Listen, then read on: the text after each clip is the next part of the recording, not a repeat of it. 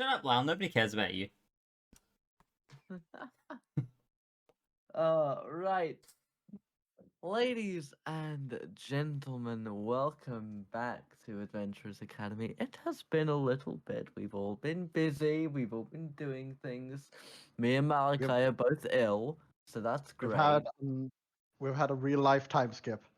Mm-hmm. But I'm Zephyr. I run this shit. I try my best to come up with some semblance of a story, and we have Malachi playing the centaur. Hello.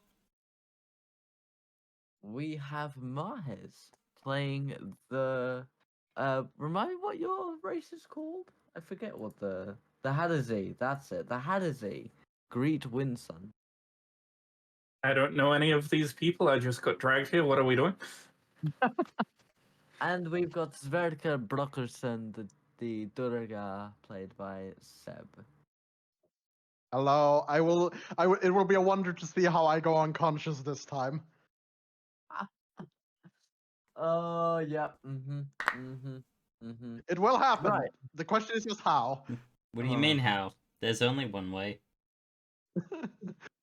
So, where we last left our adventurers, they were in the midst of battling this large creature, this sort of lizard-like being with a large horn on the center of its snout and these blue scales on all four legs, which seemed very aggressive and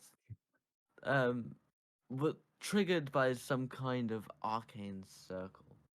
Upon defeating said creature, the party, after gathering a small bundle of loot and supplies, found that there was some kind of stone that was being used to watch over them as they battled. For whatever reason, they do not know. They made their way through a tunnel at the back of the cave behind a waterfall before finding themselves in a pocket of the Feywild with a very intriguing musician who introduced themselves to the party, gave them a little bit of insight, and seemed to know a little bit about the centaur. The centaur recognizing the music that was being played, as well as giving Zverka a little set of flowers that were to help with his sunlight sensitivity. They made their way back, being praised by the farmer and being given a little bit of gold as thanks, leftovers from his harvest before making their way back to the school. When they made it back to the academy, to Myrmidon Academy, the party very begrudgingly gave what they had been able to salvage from the creature, the horn from it that had been harvested, and the centaur ratted out a kobold who had broken into, it can be assumed, the section of the library that they are not meant to be in. The party then went back to their dorms in their own way, slept, woke up, and did indeed find themselves at tomorrow. No longer trapped in the time loop, they continued with their days, continued with their studies. Hours turned to days and days turned to weeks.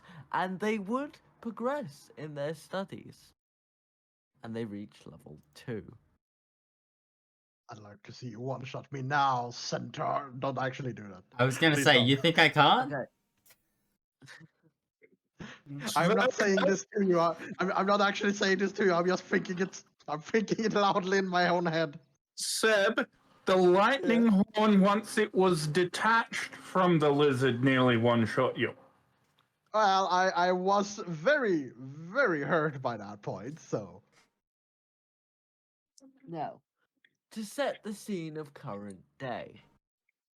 It's been a couple of months since your first day. There has been no more time-skipping hijinks, time-stopping hijinks, time-looping hijinks. There What about has time been progressing? no hijinks? hijinks.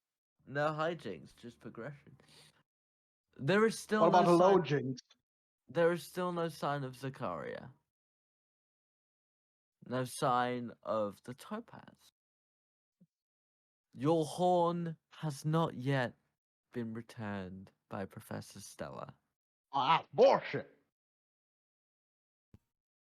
Your studies have progressed, and you were all able to pass the basic entry exams with your classes, specifically with your specialized classes. Hence, you are level 2. We join you at the end of general studies. You have all just taken basic notes on the differences between different types of dragons, what their elements are, where they live, and also the sort of aging and different age ranges of dragons. Or at All least what they basic used to be, Yes. if they were still around. Well, exactly. It was a history lesson of sorts, as although they are extinct, it is still important to respect what was, and just in case there happens to be a dragon out there who seemed to survive the culling, it's important that this information is retained, so that mistakes are not repeated. As the main lesson that is pushed for you all is, if you do not learn from the past, you are doomed to repeat it. As you all make your way out of the class, going to your martial training down in the arena, which at this point you would have learned constantly shifts and changes depending on the requirements. Sometimes it is a training area, sometimes it is a field to practice the school sport. Sometimes it's a stage. Sometimes it's a swimming pool. Sverkr doesn't like it when it's a swimming pool. Ugh, fucking bullshit.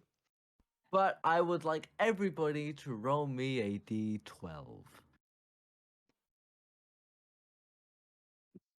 Was not the number I expected to hear. Yeah, you went for D20 as well, didn't you, Malachi? Instantly. Instantly. I Everybody roll me a... Yep, picking up the D20. Wait a minute, D12? What? yeah. I rolled a 12, and I'm kind of worried about that, if I'm being You honest. rolled a 12. I rolled an 11. Oh, You rolled no. a 11. You rolled a 5. Alright. Malachi, odd or even?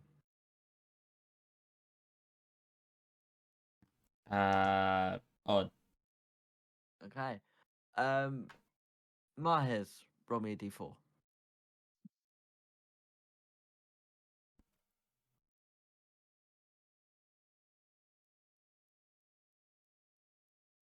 Three. Okay. It's quite ironic. Sverkr, as you're all making your way to martial training, Yeah. roll me an intelligence saving throw. Boy. Intelligence saving throw.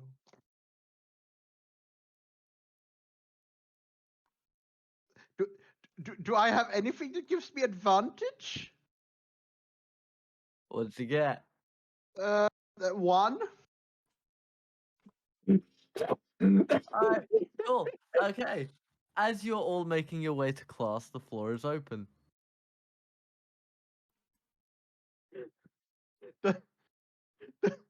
I, I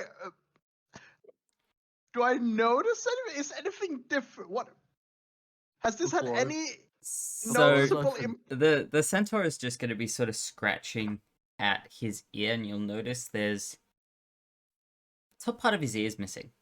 Top part of his left ear is just missing.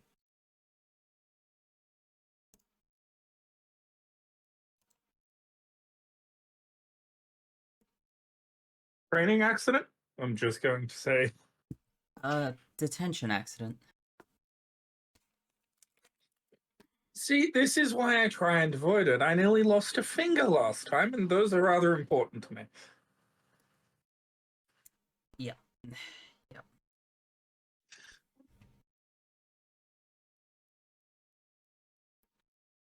You're awfully quiet, Sverkr.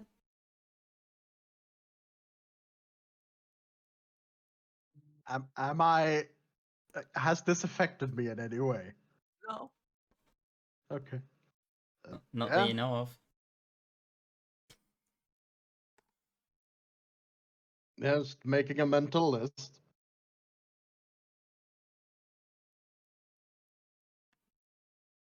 Okay. Neither of you know how to make glass, do you? I believe sand is involved. And I guess I could crush up some rocks.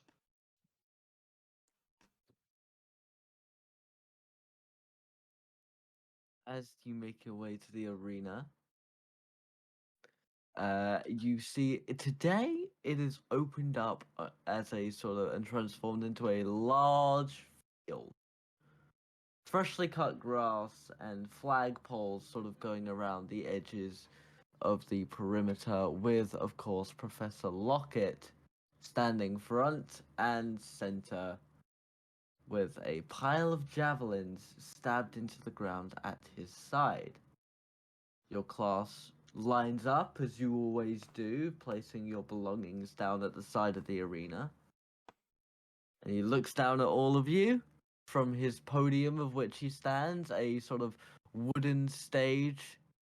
Very, very small, basically just large enough for him to stand on, to raise himself up above you all and project his voice. Right. Before we get into today's activities, I'd like to hand everything off to Professor Xena, the chronicler, who's going to teach us a little bit about the importance of the javelin. Professor Xena steps up. Zverkr, you would know this as the head professor of House Terra. You notice that they have these sort of crystallized geodes in hair that has today been braided back into this sort of main bun at the back of their head. All right. Students, the javelin is among one of the simplest weapons in design, and yet one of the most valuable on the battlefield. The javelin is designed to fly at great distances at great speeds. The point designed to hit very specific vital points on the body. Quick, efficient kills. You'll notice, and they will kind of pull one of the javelins up and point the tip so that you can all see. And Sverkr, you will notice the incredible craftsmanship of these javelins. Made from a sort of a steel alloy of sorts, but you notice that there's ever so slight copper filaments on the tips.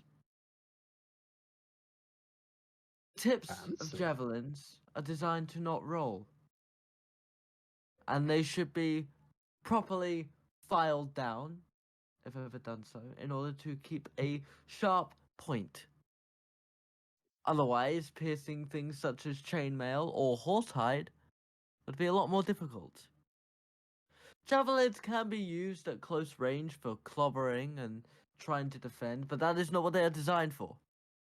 And she'll sort of hold the javelin out, and you'll see Professor Lockett pull out this large warhammer, bringing it down upon the javelin, and whilst it does not break, there is this loud ringing sound that echoes throughout the area as the javelin bends and sort of gives way to the sheer force of the face of the hammer.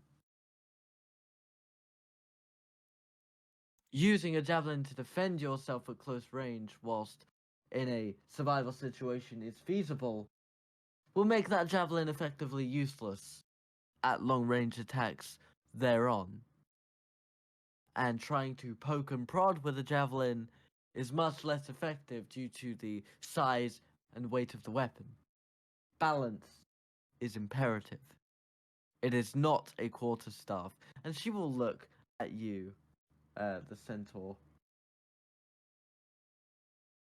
And you'll notice that Professor Zeno goes to try and throw the javelin, and with it being bent, it sort of twirls a little bit in the air and goes maybe 10 feet before clattering into the ground.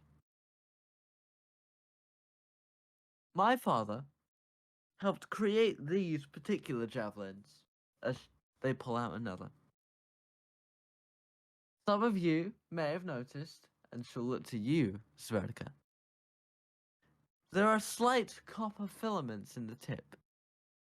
These are specifically designed so that if the victim survives, they are caught off guard by the copper poisoning.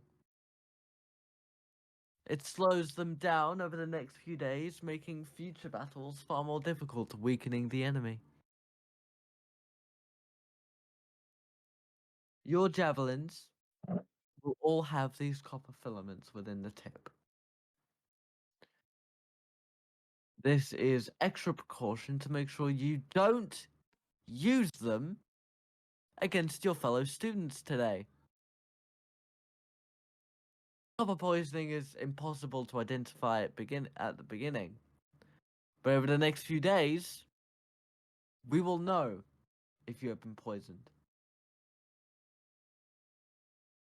Students only get to use these once a month, and it's only one class a month. We will know that if there is poisoning, it was from one of you. Are we clear?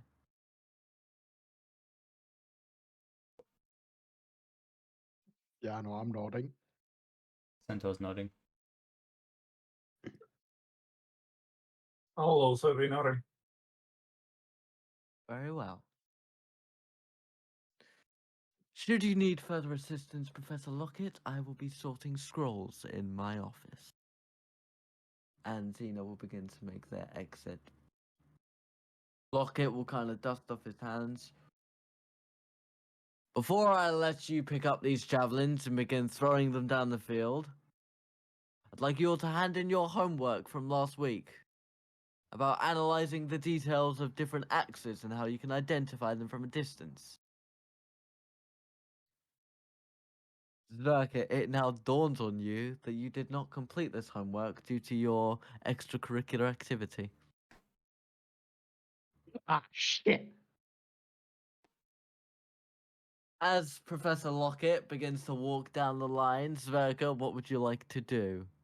I am as quickly as I can focusing on speed and amount rather than what's what I'm looking for, the precision or quality of actual writing. I'm writing down as much as I can on this subject just from the top of my head. Hey, roll me a dexterity check. Oh boy. Dexterity check, eh? That is 11. And now roll me stealth. There, should it be sleight of hand? I'm rolling stealth as the dexterity is more for just how quickly you are able to get everything together. Stealth, you are Okay. specifically trying to hide yourself from Professor Lockett as you write yeah. this down. So, do I roll with the disadvantage I get from my armor? No, you are doing it pure because the centaur happens to be standing next to you and they are quite tall and you are quite short. All right. That is stealth. That is 13. You're welcome, you little shit. Lockett comes over. The centaur angry. You both completed this homework some days ago.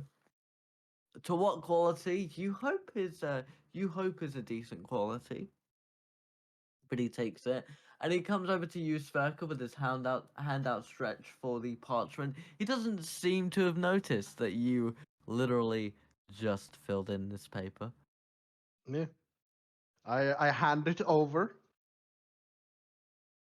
He puts it on the pile and simply goes across, but continuing to take in everybody else's work. All right. Everybody handed it in on time. I will be looking over all these pieces as you practice with your weapons. Well, go on then. There's enough for each of you. Make your way to the line. Whoever can get the furthest javelin will earn themselves points for their house. And they will also not have to do this week's assignment. All right. There's plenty of motivation for great. Okay. Shit, how long would it? Probably too long. All right. You all have a 40-minute practice period before you will be Okay. lined up. You will get 2 javelin throws. However you want to practice, however you want to study, however you want to maybe look at sabotaging other people is entirely up to you. Question. Answer? Would I have enough time to make a? I forgot what they're called. I think they're called atlatls. It's basically a. It's a thing the Aztecs had to help them throw spears further. I have no idea what one of them is, so I'm afraid I can't help you. Apparently there is something. Let's see if there's already something in 5e spear thrower. It goes without saying, your 40 minutes starts now. Let's see. The spear thrower doesn't seem to be actual base thing. It seems to be a homebrew thing. Okay, I see. Whilst we let Seb do a little bit of research on what he might try and make. It's basically just a like wooden stick with like I'll give not like really I a say, hook at the end, but like I say, yeah. you have 40 actual minutes to come up with different techniques, practice with each other, get advice from Lockett. Like you have 40 minutes until I'm gonna say, right, we're doing the test. I'm just So going to whatever- spend 40 minutes doing practice throws. Mahez, as in you have 40 actual 40 minutes. actual minutes, yeah. He's filling out 40 minutes of the actual session today. Damn. With okay. In that case, I think the first thing Zakaria is going to do is actually go to Professor Lockett and, ask them whether if he would be allowed to make something to help him throw. As long as it doesn't give you an unfair advantage when it comes to the final throw. And what would be classified as an unfair advantage? Well, among other things, a mechanical hand to throw it for you, a warforge to throw it for you, an enchantment to throw it for you. I see. It's nothing like that. It's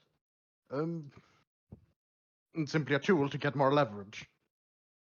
So long as you're the one throwing it. There's a reason there's no rule against sabotage. You will be sabotaged on the battlefield. All right then. In that case, Sverkr will try and find a good enough stick.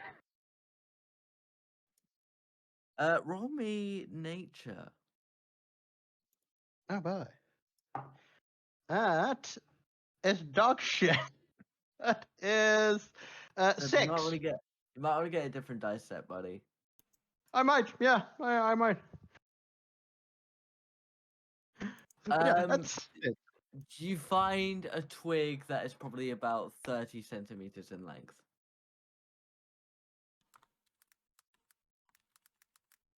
Alright.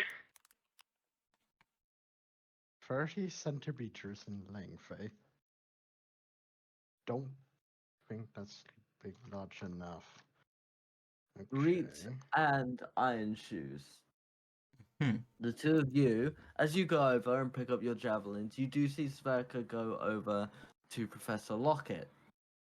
How do you two wish to begin your practice session?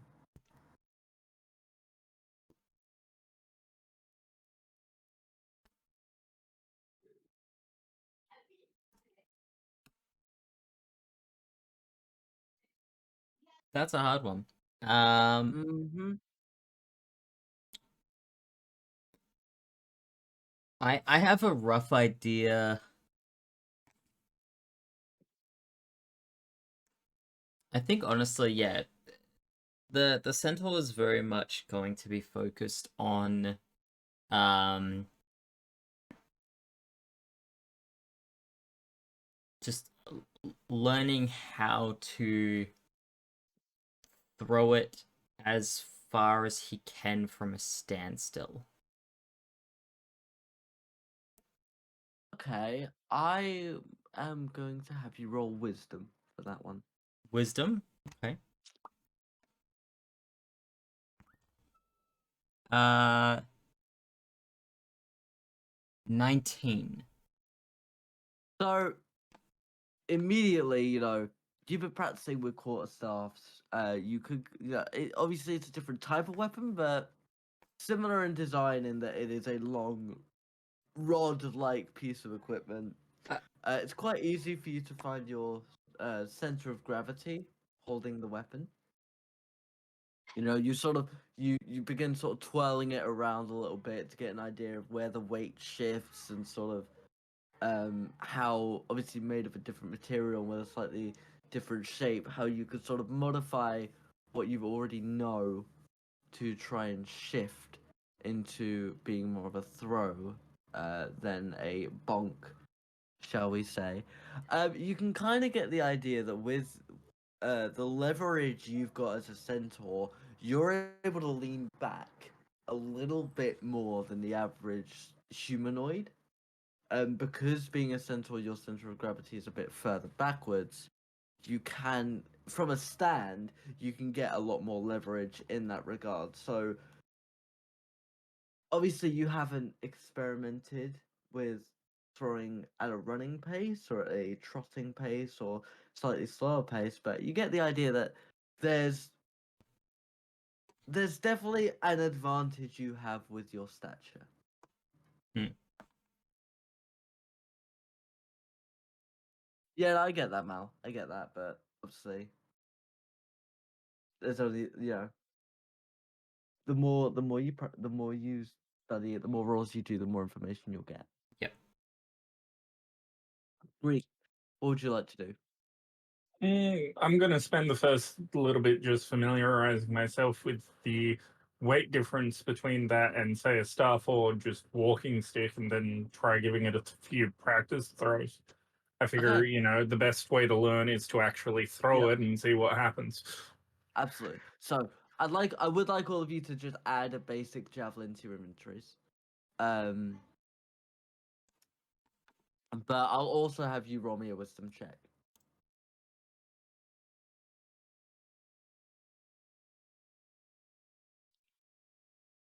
21? So again, yeah, you sort of see what Iron Shoes is doing. You see him twirling the weapon around a little bit. You pick one up for yourself. Um, Obviously, a lot of people immediately rushed to go and get the weapons and sort of give it a go. There's clearly like some of them are better than others. You can see that orc that has you share a couple classes with pushed his way to the front and grabbed what looked to be the cleanest and most pristine of the javelins, and kind of with a smirk on his face went over to the other side of the field to go and practice. But feeling it in your hands, you know, again, you're able to find that center of gravity. You also sort of give a nice couple spins over your head. And with your stature, obviously, you're sort of slightly, the wings that you have sort of connected to your arms might make throwing it a little bit difficult, as you will have this sort of membrane that kind of gets in the way of that flow that you would have because you haven't trained to throw things quite as well. Roll me an attack to hit with the javelin.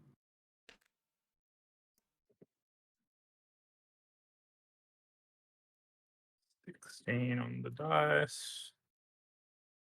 +4, so dirty 20. Alrighty, give me a moment.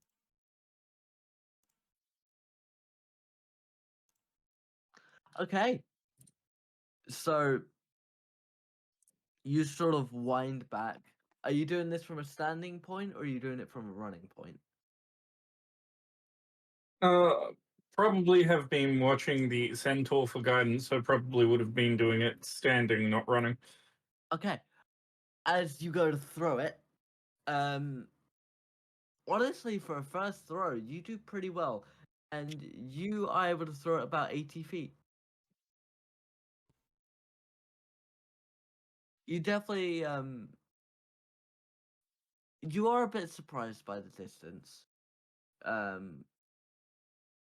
but you know, you go over, you see where it landed, you see where the point is indented in the dirt, and yeah, no, it is roughly about 80 feet.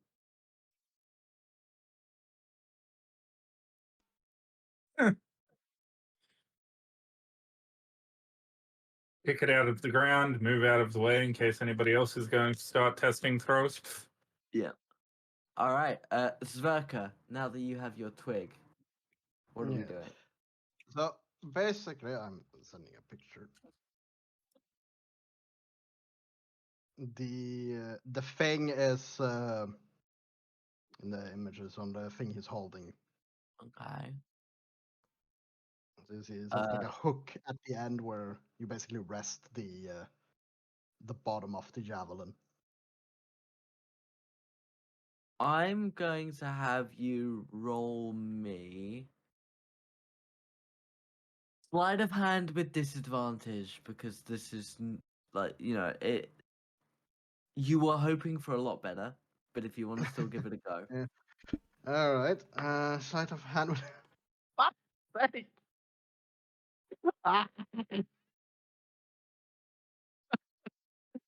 Oh, that's a 1. The twig splinters and basically disintegrates in your hands the second you try and mold wood Yeah. into any It kind could of have been an meaningful shape. 18, but no, of course not. Oh, yeah, okay. Yeah. A Well, couple, there are definitely a couple of students laughing at you. yeah, that checks out. All right. Well, Sverkr isn't blind to signs from above. This is clearly a lost cause, so he's going to spend the rest of his time basically training, like just doing what Greet did and just, practice throw. Roll me wisdom. Right? Wisdom, you said. That is 7. So you get the last javelin because you'd immediately gone to try and build something. You have the last javelin that was available. As you Yep. kind of do the walk of shame again, you can hear giggles and laughing from your classmates. Yeah. You can't imagine what you don't know what they're laughing at. But clearly, they just don't Um, understand my brilliance. With yeah, I'm gonna say both with a passive insight of 15, but with a -2 in your charisma. You know, they clearly found something very funny, but can't have been you. Can't have been you. You were clearly trying to do something very intelligent. I mean, yes, I was actually trying to be innovative. This is a place of Yeah. learning, isn't it? So you go to pick up the javelin, and you sort of pick it up, and you're like, okay, I've got the javelin. You don't bother to see what the weight is like. You just go for a throw. So are you doing it standing or running? Running with my stubby little legs. All right. Roll me athletics. All right. And 4. I wanted noted this is the 4th dice set I have tried. Roll me an attack with disadvantage with the javelin. Soon I'm going to roll on D&D Beyond because it can't be worse than this.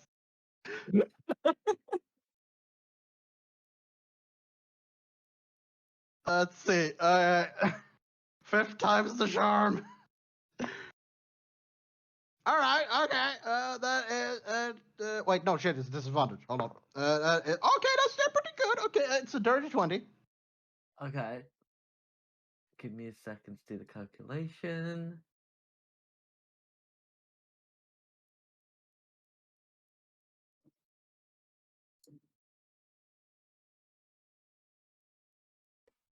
It took some time, but I think I've found it.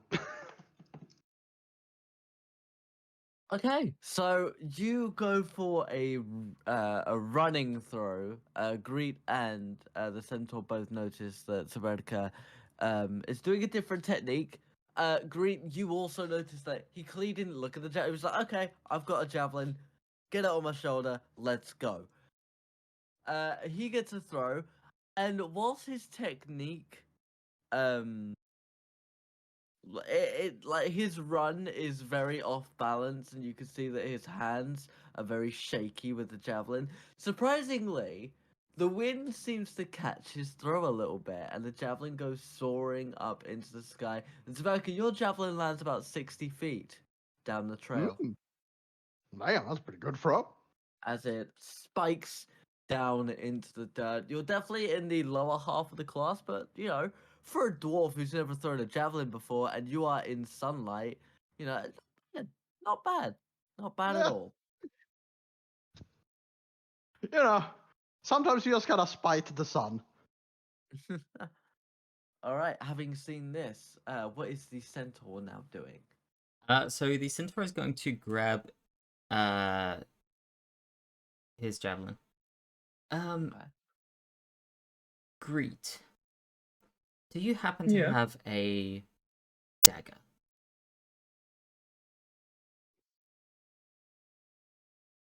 Indeed, I do. May I borrow And it? I'm going to unclip it and hand it over.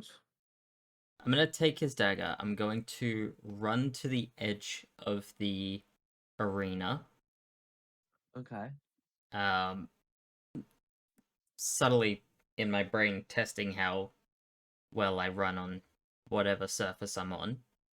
And I'm going to... Can I, with my experience and proficiency with the woodcarver's tool, and obviously I've customized my quarterstaff a little bit, can I attempt to see if I can fix any imperfections in the javelin?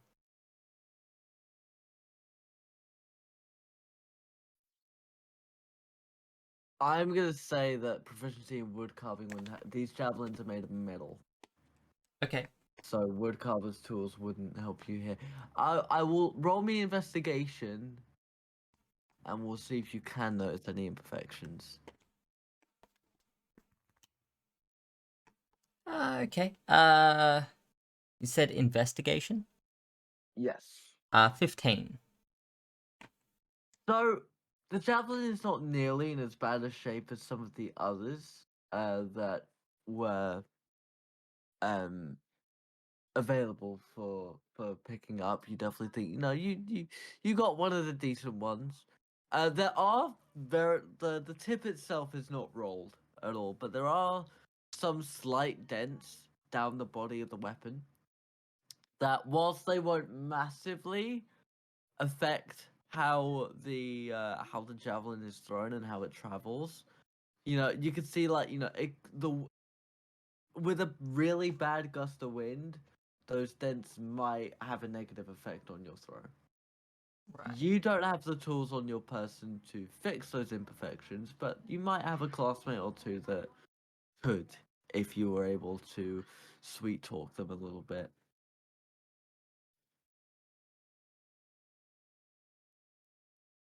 How would you like to proceed? Which classmates would I know of that might? Roll me another investigation. Another investigation? 17. Okay, so obviously you know that Sverkr has a background in forging Yep. and has almost every day gone out of his way to go to the library and read up on smiths and, you know, the history of smithing, the history of metalworking.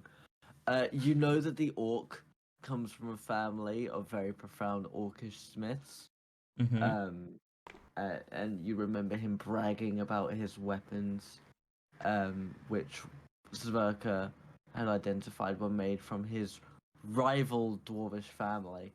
And so the orc, whilst he might not be able to do it, he would definitely be able to sort of give you advice on what needs to be done to give someone help if you were able to convince them. The only other thing is there is a small gnome who has been sat in the corner of the arena tinkering away at something. I'm gonna talk to the gnome. All right.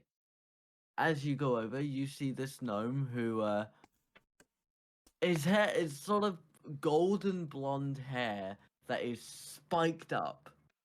It just basically the top of his head looks sort of like a hedgehog almost. And he clean shaven.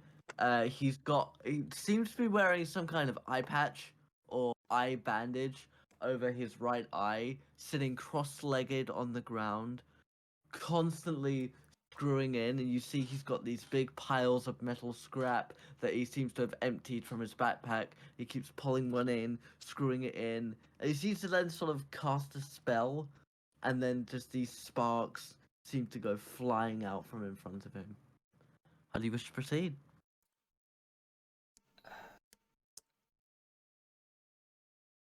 That's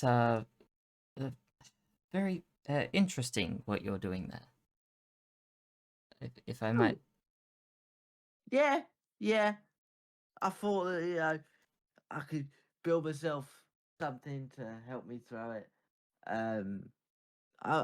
They're these braces that I'm trying to make that will give me a bit of an edge with the wrist. I've got weak wrists, you see, and I want to sort of get it right, but just try to make it fit. And you'll see his arms are, even for a gnome, his arms are incredibly thin. Hmm. You would think that he looks slightly malnourished, as you are someone who, in your monk training, knows that dieting and appetite is incredibly important in keeping fit and keeping healthy and keeping well balanced. Could I help you with anything? Name's Gobsmack. Gobsmack. I don't have a name. I apologize. I'd love to give it to you, but I don't.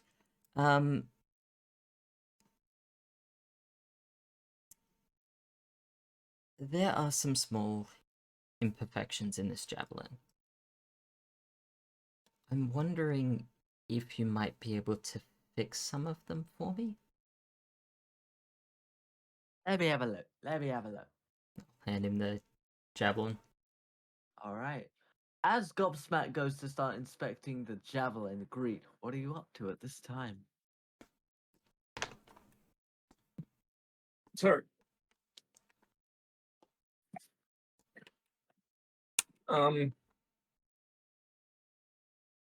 I'd probably just be practicing more throws, trying to refine my technique.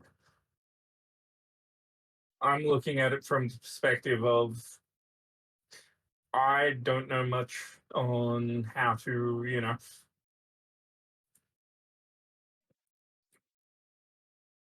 basically cheat the system in this regard. I know my magic isn't going to be of much help with to me for this, so I'm basically going to try the different techniques, and after seeing Seb try a run up, I might give that a try one of the throws as well. Alrighty. So roll me an athletics check.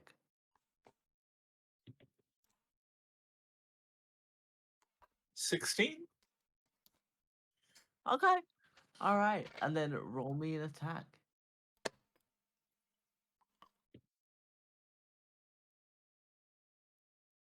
Dirty 20. All right, let me just run the calculation. So you go for a throw, and you know your technique is pretty good. You know, you get a very similar throw, but your run up is quite clean. And Sverkr, as you're kind of walking back with your javelin, you'll see Greet starting to go for a bit of a run, and you can see his footwork is it's not perfect, but it's pretty damn good. And Greet, you let the javelin fly, and it goes soaring through the air, and you get 100 feet. And you'll see everyone kind of look over at Greet a little bit. A few of the people are quite impressed. Even the York is sort of looking at him like, oh, okay. Not badly done. And you'll see Lockett kind of stroking his chin, looking at the javelin, looking at Greet, and then sort of this gentle smirk on his face. I'm suddenly feeling paranoid. But I'm going to go retrieve my javelin again and, yeah, try giving the run up attempt a few more tries, but basically trying to refine it so that way I know what will give me the best chance. Not necessarily what gives me the best result overall, just what seems to give me the best chance if I do my best. All right. As you're walking back, roll me investigation.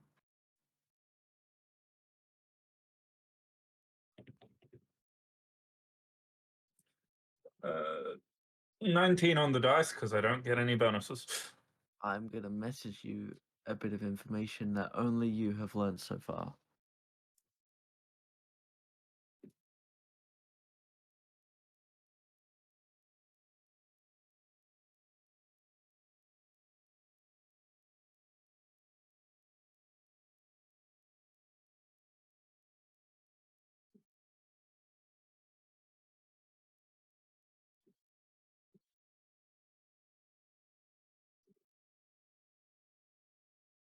All right. As you are coming back from picking up your javelin, Lockett has made their way over to you, and he kind of gives you a smile. You know, for first years, the record in the school's 110. You didn't do too bad. Break the record. Maybe some extra house points will go your way.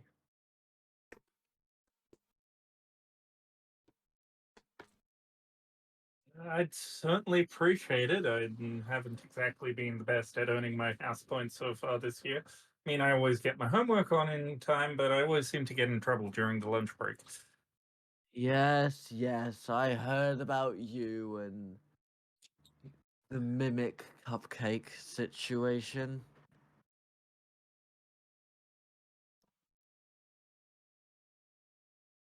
That was the Uh, mimic eating a cupcake, or was the mimic the cupcake? Or was the mimic a cupcake eating a cupcake? Oh, My shit. head. If you want to describe the cupcake situation, you have the floor. No, I'm just going to grin sheepishly and head back to my position, at the other end. All right, Oh. Sverkr, roll me Yeah. perception, and yes, with disadvantage because praise the sun. All right. Ooh. Okay. Wait, disadvantage, right? Yep. Okay. Okay. I got so happy when I rolled that, but now it's a disadvantage. So that is a perception. 14. Greet seems to have gotten some attention from some of your classmates. You know, people start to sort of whisper a little bit. And yeah, no, it seems that Greet people seem to be a bit more interested in him than normal. Hmm. Interesting. You also If, look over. The orc Me. goes for a throw. Oh, this He fucker. also gets 100 feet. All right. All right. I see how it is.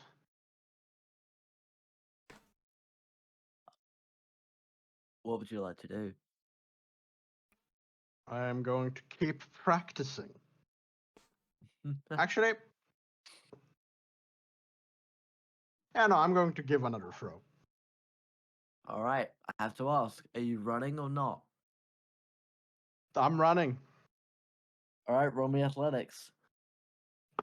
All right, that is athletics. That is 18. I have found the ones, guys. I have found the dice.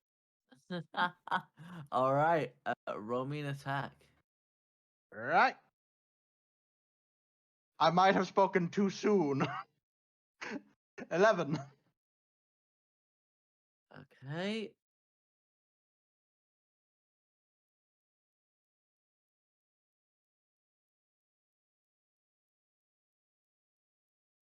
So you throw your javelin high Oh. into the air, Yep. and it seems to go well, right up until it doesn't. And your javelin kind of, the way you've thrown it more up, thinking, oh, if it goes higher, it will get further. And it Oh kind of boy. arcs a little bit, spikes down into the ground, and it hits about 55 feet.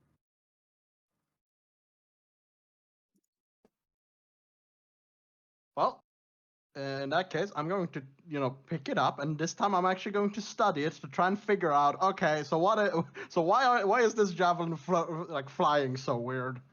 Roll me investigation. All right, is let's see. Where's my investigation? Where's my investigation? Okay, 16. Okay. I will message you some information. All righty then. I love how Zeph earlier painted this picture of this perfectly cut flat lawn, and we're basically using javelins to aerate it. Mm-hmm. Yeah. All right. Okay. Whilst this is all happening, what is the centaur doing with Gobsmack at the moment as Gobsmack kind of analyzes his javelin?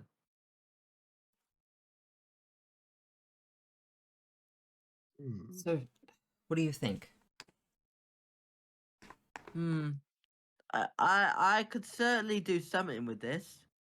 Can you find me a rock? I'll look around for a rock. Roll me nature. Well, nature. Okay, this is I hope he just doesn't mean the bird. 18. Normally you don't, you kind of assume on the field itself there are no rocks. However, around the sort of edges of the arena where the grass meets the wall, Hmm. you do notice that there's like a bit more of a sandy texture over here. Hmm. And as you kind of look around, there are a few slightly smaller rocks that you would be able to pick up and use. Yeah. So yeah, you get, it's kind of like slightly smaller than a whetstone, slightly jagged. Just looks like a sort of typical rock. Yeah. I might grab a couple of different shapes and sizes just in case, and I'll bring them back Alright. to Gobsmack. Alrighty. You bring him back to Gobsmack. You're handing him out. Okay, and he's one of them. He just tosses over his shoulder. No, that was no good. Oh, that's what I'm looking for. And you'll see him kind of pressing the opposite side of the javelin to where these small indents are with the rock. Mm-hmm. And then, he seems to cast some kind of spell. with his fingers, the tips of his fingers sort of glowing this deep, bright amber. And it's almost as though he is pulling the metal out from the javelin to try and fix those indents. Almost, kind of like with a plastic bottle. You sort of plastic kind of. He's sort of doing that where he pulls those small indents out to reform it. And with a little bit of time and effort, he's able to create now this perfectly sleek javelin. And then he sort of takes the rock and he sort of starts filing down the tip a little bit. There was no roll in here, but it looked a little bit dull. So this should do you about right. There you go. One perfect javelin, courtesy of Gobsmack. Well, I tell you what, Gobsmack, for that, you've earned yourself some interference. If anybody tries to stop your throw, I've got you covered. I appreciate that. Blood, human with the dark hair. I think his name's Jared or something. He's been on my back forever because I wasn't willing to do his homework about the differences between griffins and hippogriffs. Well, I tell you what, if he tries anything, he'll understand what a centaur with the quarterstaff can do. I appreciate you. I appreciate you, Curiosity. Appreciate you too, mate. And somewhere out on the field, Sverkr just suddenly gets heartburn. All right. Would you like to give it a throw? Not yet. I actually want to head back to Greet. Alrighty. Speaking of Greet. Yep. Greet, you've made your way back. You haven't noticed that you've garnered some attention from your classmates. But as you're winding up for another throw, you do notice that Iron Shoes is making his way over.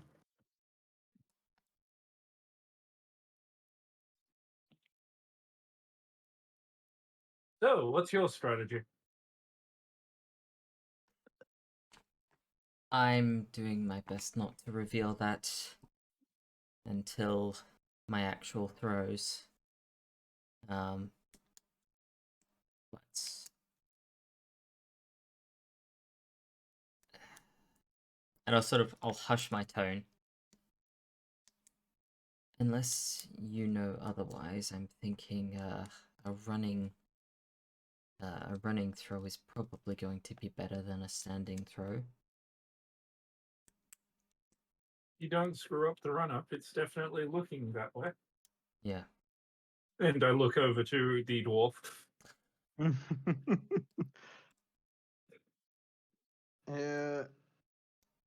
Actually, I have a question. I may have an answer. When I was checking over Javelin, would I have noticed if I remember correctly, you hinted at that it might not be the best made. Yours is definitely one of the rougher ones, yeah. Yes. How much time remains? I believe you guys have 20 about- minutes. Yeah, 20 minutes from. Okay. I guess I will, out of my bag, I will pull out some of my smithing tools and I will try to make my javelin a bit better balanced and more aerodynamic. Alrighty, roll me. Sleight of hand with advantage, because you have proficiency. I don't need to roll again, but I'm going to anyways. That's a natural 20 for a total Alrighty. of 20. Wait, do I add my proficiency? So the way I roll it with tools is you don't add your proficiency, but it gives you advantage. Okay. Case 20. Because otherwise, like, adding a load of shit on top just gets really messy. True. But yeah. So you you pull out your tools, you begin sort of playing around with it, and before long your javelin, to you it's just as good as when it would have been originally made, and one of the worst javelins that were available is probably now the best one that could be. I'm just nodding to myself like, I did good work. I'd also like to apologize. I think I got it wrong. We've got 10 minutes left. Yeah, I was gonna say I thought it was more 20, like 20 seemed 15. wrong when I Yeah. looked at it, but yeah, no, we got 10 Yeah. left. Yeah, I'll say Hmm. I'll say 15. We'll go in the middle. Eh, So obviously the first couple of minutes we're just kind of figuring out Yeah. basic shit. Depending on how much time is left once I'm done with it, I would like to try and find my way to Hooves and Greet. Alrighty. Yeah, you're able to make your way back to your two friends. I Hooves would is like pretty the easy to spot, I'd say. yeah. I would like the centaur to roll perception for me. Perception. Yep. 21. You also notice that Greet seems to have garnered quite the attention.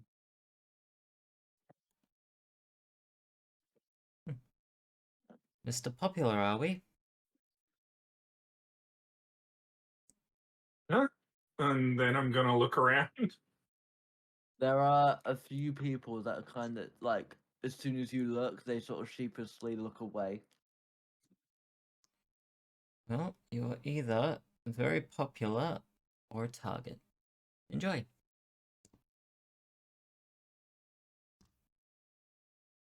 Oh boy.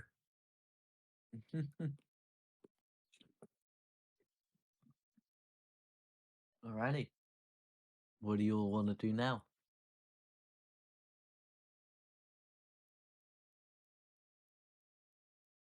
Basically, I'm going. Having figured out my strategy, I don't want to, draw more attention by throwing again and throwing well. So I'm Mm-hmm. basically going to watch other people's techniques and see if there's anything I can look at and go, oh yeah, I can apply that to when I do it. Alrighty. So you do notice that Gobsmack, the little gnome in the corner, who you've done a project or two with in the past. Um, you know, uh, he seems like he's getting pretty good progress done with his gauntlets. And it seems like he's working on these braces that might give him a bit of a subtle magical advantage that isn't a direct spell to throw it for him. The orc is sort of again landing around that sort of 90 to 100 mark pretty consistently with his run-ups. You also notice that there is a dark elf, a female dark elf who's in your druid classes, but doesn't seem to be participating much. She's just sort of sat slightly to the side, chatting to a couple of people, watching every throw. Everyone who stands up, she goes silent and watches them, and watches the next, and watches the next. Mm. And then you look over, you see Professor Lockett, who is staring at you intently and also staring at the orc.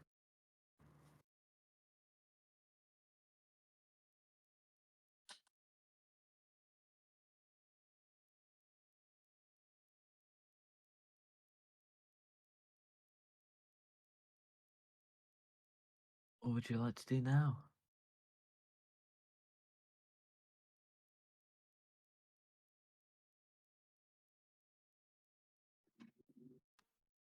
As I said, I'm basically waiting for the two throws at this point, and there is something I am going to do each time my throw comes up, and I'm not sure if it'll count fully as cheating or not. All right, we'll play around with that a little bit, I'm sure. I But think you and I both have something like that, but but for now, to Sverkr and the Centaur, is there anything you guys like to do when you've got? Yeah. So you got about 5 or so minutes left at this point. I'm going to offer to check the other two's javelins, like in case they want me to check them over to see if they're well made.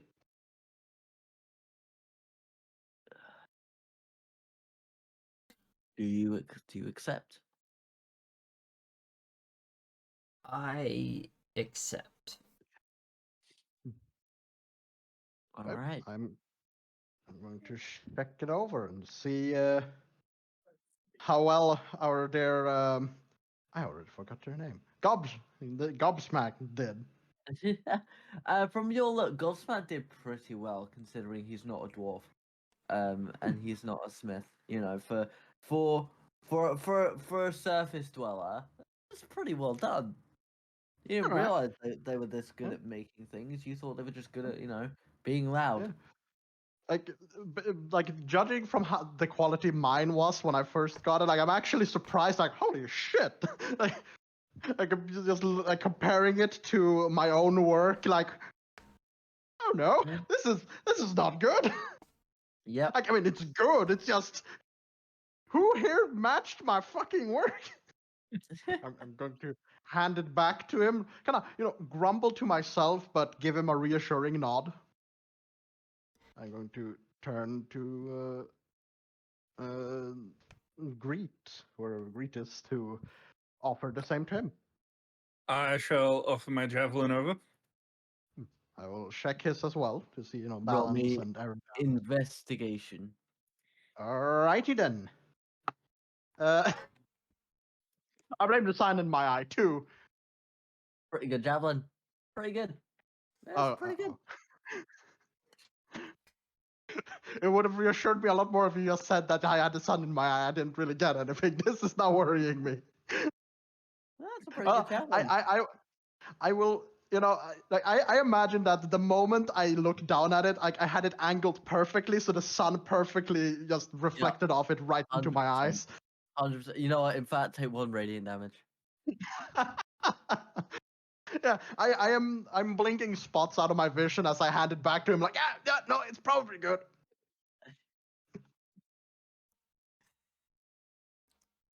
The centaur is going to sort of run, like, just back and forth, checking out each person's throws. Okay. Yeah. Again, you very much notice the orc is the big contender here for Great. If they're both gonna throw as well as they have previously. Again, you also notice this sort of drow, this dark elf who seems to just be watching everyone, every single throw.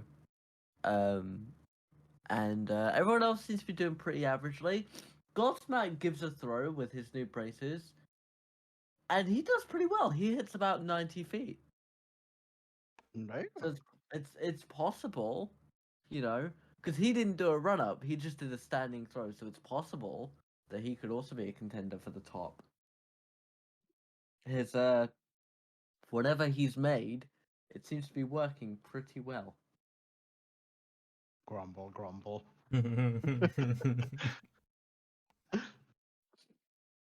All right, and Locket will clasp his hands together. Right, boys and girls, you will each line up. I want the gnome, the orc, and the Hadazi last on the line.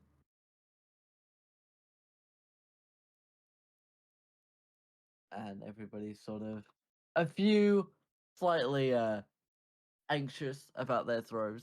A few bit more a few a bit more confident. But you all Where am I in relation to Greet? you're in the middle of the line. Greet is the last one. Okay. So there's maybe half a dozen people between you and him. Hold on, I'm just checking something right now. Words, all eyes on me, don't make me feel more comfortable. Okay. And so it said that they were last in the line, does that mean they were like Greet and them will be the last ones to go? I mean, Lockett did say that they're going last. Yeah, that's Yeah. I'm just clarifying something. I have ideas.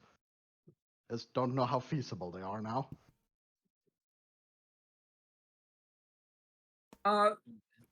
Zeph, Yes. I do have a quick question, as I'm going to be last. Okay.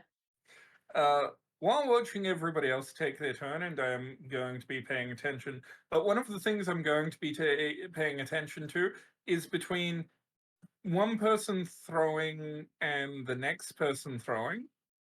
Yeah. How long is that? Like, how long does it So take them to collect their javelin and then get out of the way? typically, the way it's lined up, so they throw, run to go and grab it, and then go to the side of the field and sort of go around to walk back. So it's probably about 20 to 30 seconds between each throw. Excellent. Alrighty. Um, So, yep. one question for me. How much run up room do we have? You have about probably 20 feet.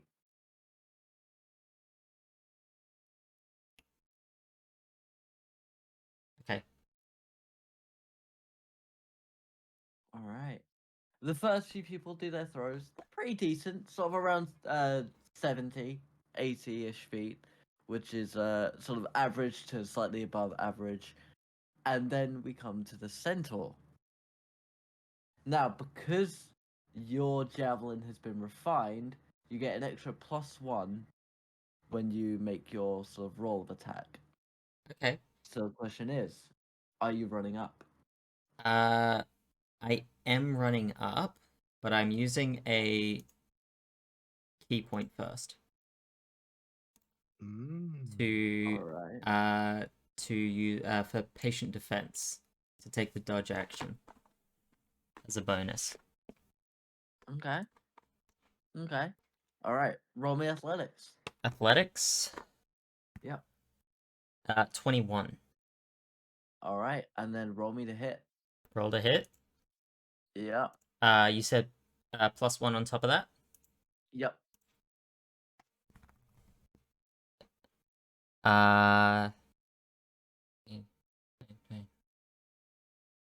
25.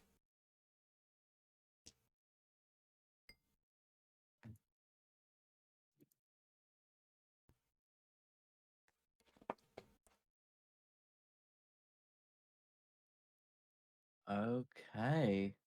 So you throw your javelin and it goes whistling through the air. And you hit around 105 feet.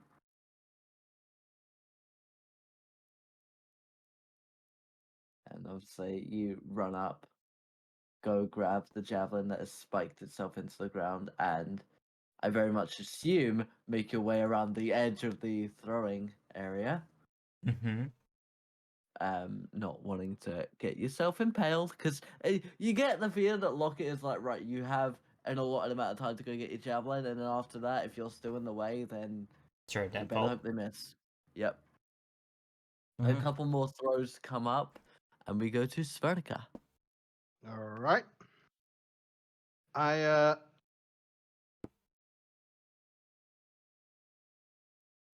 I'm currently thinking.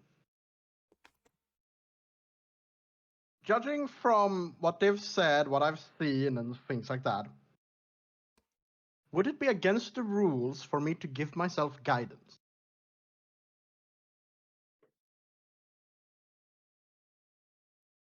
Roll me wisdom. Is wisdom is 14. I mean, all he You're said not was you get entirely sure. Obviously, he said no magic that helps with throwing, but you're not quite sure if, obviously, using guidance would help you with the sprint. You're not entirely sure if that would be against the rules. Mm. Yeah, probably not. But what if it is? It's probably not, right? You know what? Nothing ventured, nothing gained. I am going to, and also, just to kind of, loophole my way here. It's not helping me with my throw. It's helping me with my run. So yeah, I'm going to. But they're two different actions. But You're kind of really going back and forth in your own mind about it.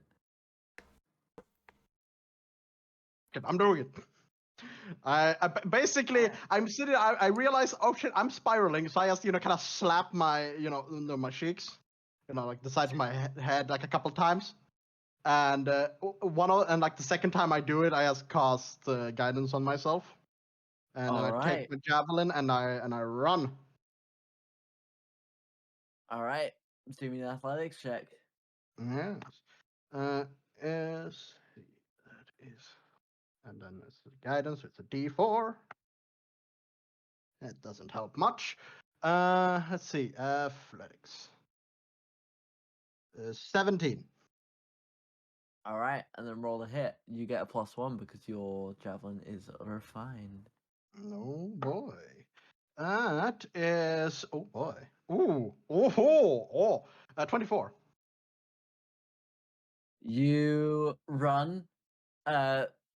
Greet and Centaur, roll me perception.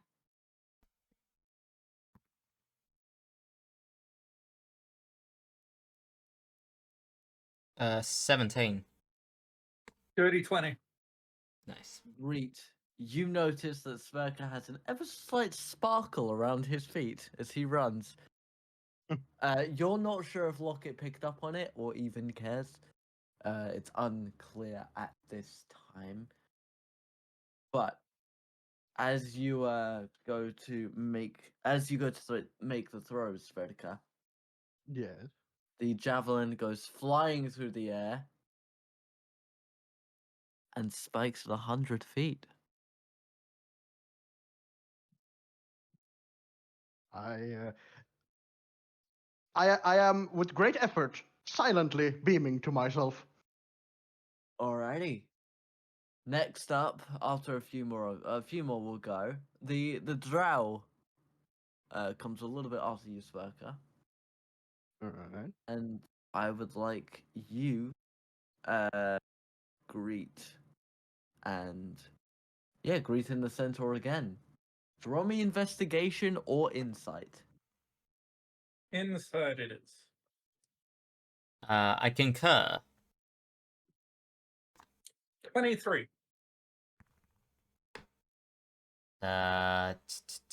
15 for me. Greet, I'm gonna message you something.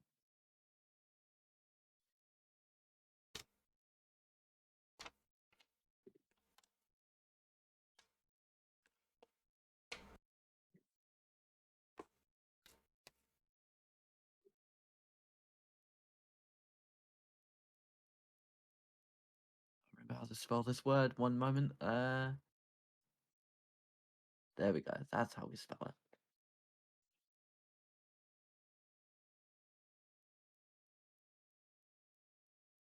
All right. And the drow gets 100 feet. She quickly runs over, gets her javelin, comes around. Gobsmack comes up. He picks up his javelin. He goes for a run. He throws it, and the centaur sees that ever so slight shine in the gauntlets, and you assume that they are in some way enchanted. And Gobsmack gets 110 feet, matching the record for first years. He seems pretty chuffed with himself, and it doesn't seem like anybody tried to fuck with him this time. The orc is next. Oh, this fish. Confident, walks up slowly before picking up a little bit of speed, throws his javelin, which goes soaring through the air, the fastest you've seen a javelin fly so far today, and also spikes at 110. And then we go to Greets for his first throw. Yep. Also, I asked you a question. No, not on that regard. That is the Okay. only thing. That is the only thing that is different. Well, I'm going to try using guidance as well. See if anybody picks up on me doing it. Alrighty. Sverkr and the centaur roll me perception. Right. It is Uh, I don't think I saw anything. I What'd got you get? 8. 8. What'd you get, Malachi? 8. Both got 8? Hey. Wow, fucking hell. Nice. You've never realized how weird Greet's ears look. Damn.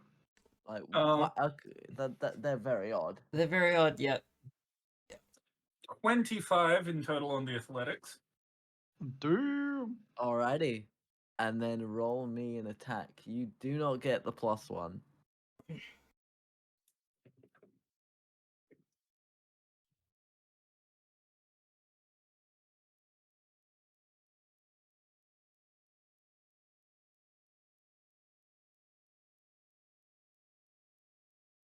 Ian focus, damn it.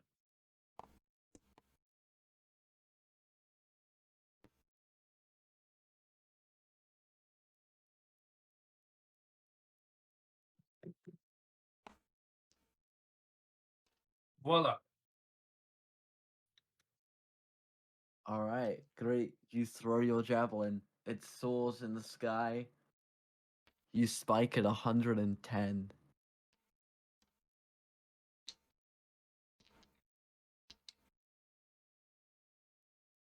Everybody's had their first throw. Lockett goes around, seemingly impressed.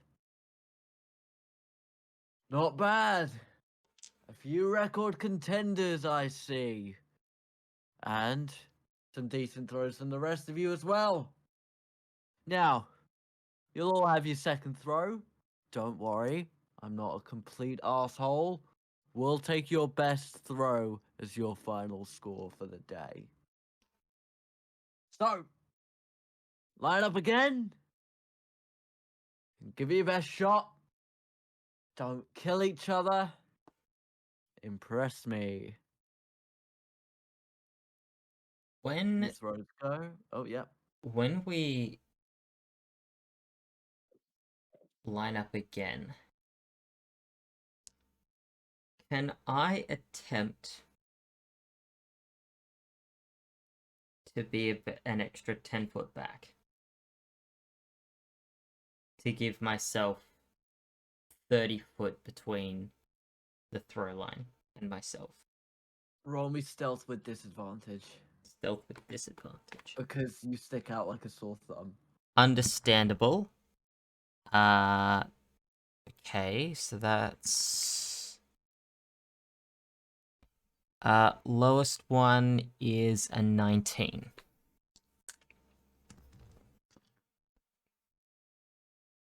No one seems to call you out.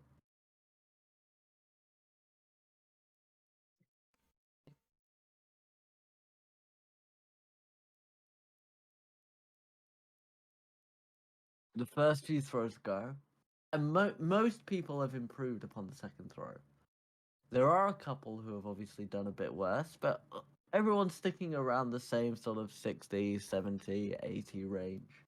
And we get to you, Centaur.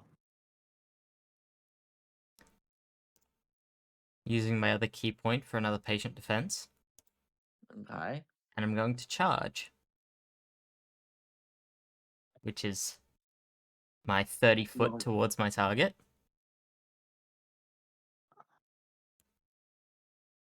Don't know if it'll do anything, but I want to get it in.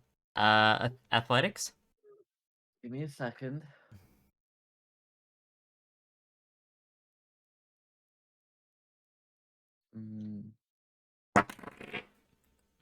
I'm gonna say charge isn't gonna work because that's specific about melee attacks. Yeah, I know. So charge would not take effect here.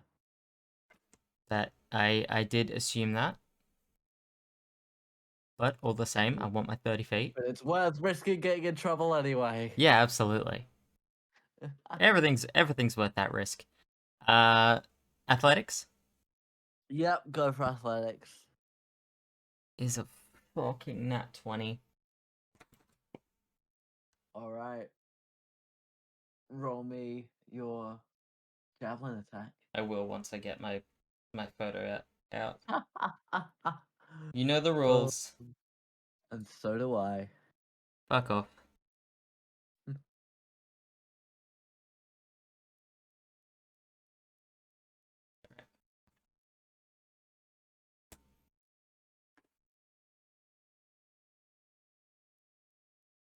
Be good to me. Okay. Okay. Is 26. I get that +1, don't I? Yeah. Yeah, yeah. 26. You throw, it flies. You spike 112. Okay. Locket kind of raises his eyebrow at you a little bit. And the orc kind of, as you grab your javelin and walk around, you can see the orc locking eyes with you. Roll me insight. Roll insight. Oh, how pissed is this cunt?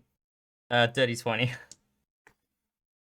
Yeah, he knows you got that extra 10 feet. 100% he knows. He kind of looks at where you were standing and then locks eyes with you. He ain't happy. But he doesn't say anything. A few more See, throws that come goes up. very bad. A few more throws come up, and then, of course, we get to Sverkr. Right. I will once again give myself guidance for the run up. Mm-hmm. Fail. Oh no! What'd you get on the athletics? Hold on.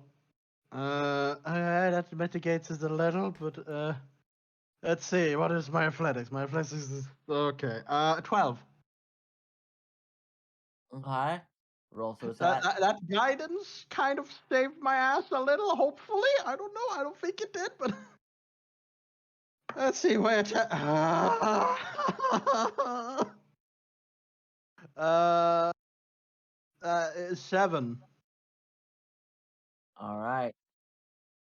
Hold on. Let me do the calculation for this one.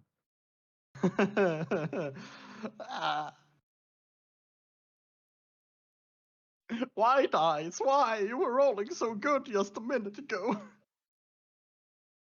All right. Interesting. So you throw this, and like as you're running, the sun kind of shines your eyes a little bit. So you're like, okay, just gonna look down, make the throw. I've got this. I know I can do this. I know I can do this. And you hear this sort of, as you let go, you hear this sharp slicing of metal into dirt. You open one eye. You don't see the javelin. You open the other eye. And you got about 10 feet. I'm just standing there staring down at it.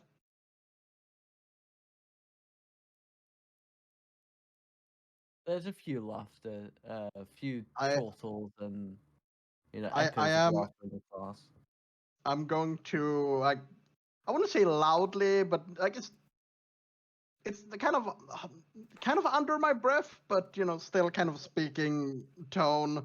I'm just muttering several dwarven curses to myself as I pick up the javelin and just kind of walk off. Yeah. Like as I'm walking off, I am looking at it, just figure out like, did I do a mistake anywhere? Did the previous throw do something to it? Do I need to fix it? Luckily, your walk of shame is quite short. Well, he only had to walk 10 feet, didn't he? There you go. There it is, ladies and gentlemen. It's a joke of the day. Right, and a couple more come up. The drow will go again. I would like Mahez and Malachi to roll me perception. Perception. Yep. Okay. 18. 19. Okay. Cool. All right, and then eventually we get to Gobsmack, who prepares for his run up. Got his staff And out. I am keeping guard. Everybody, roll me a d12. D12. 12. All right. 8. 11 again. 2. Okay. Then I will roll a d4 this time. Mahis, odds or evens? Evens.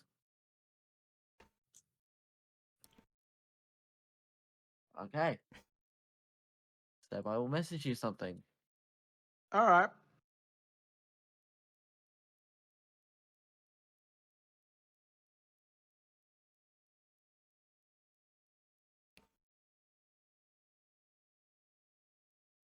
How do you react? Okay, hold on. Uh, I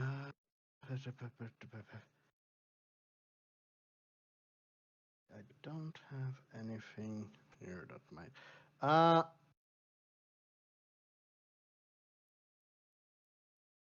Is there any way I can get a kind of feel for what it is? Roll me Arcana.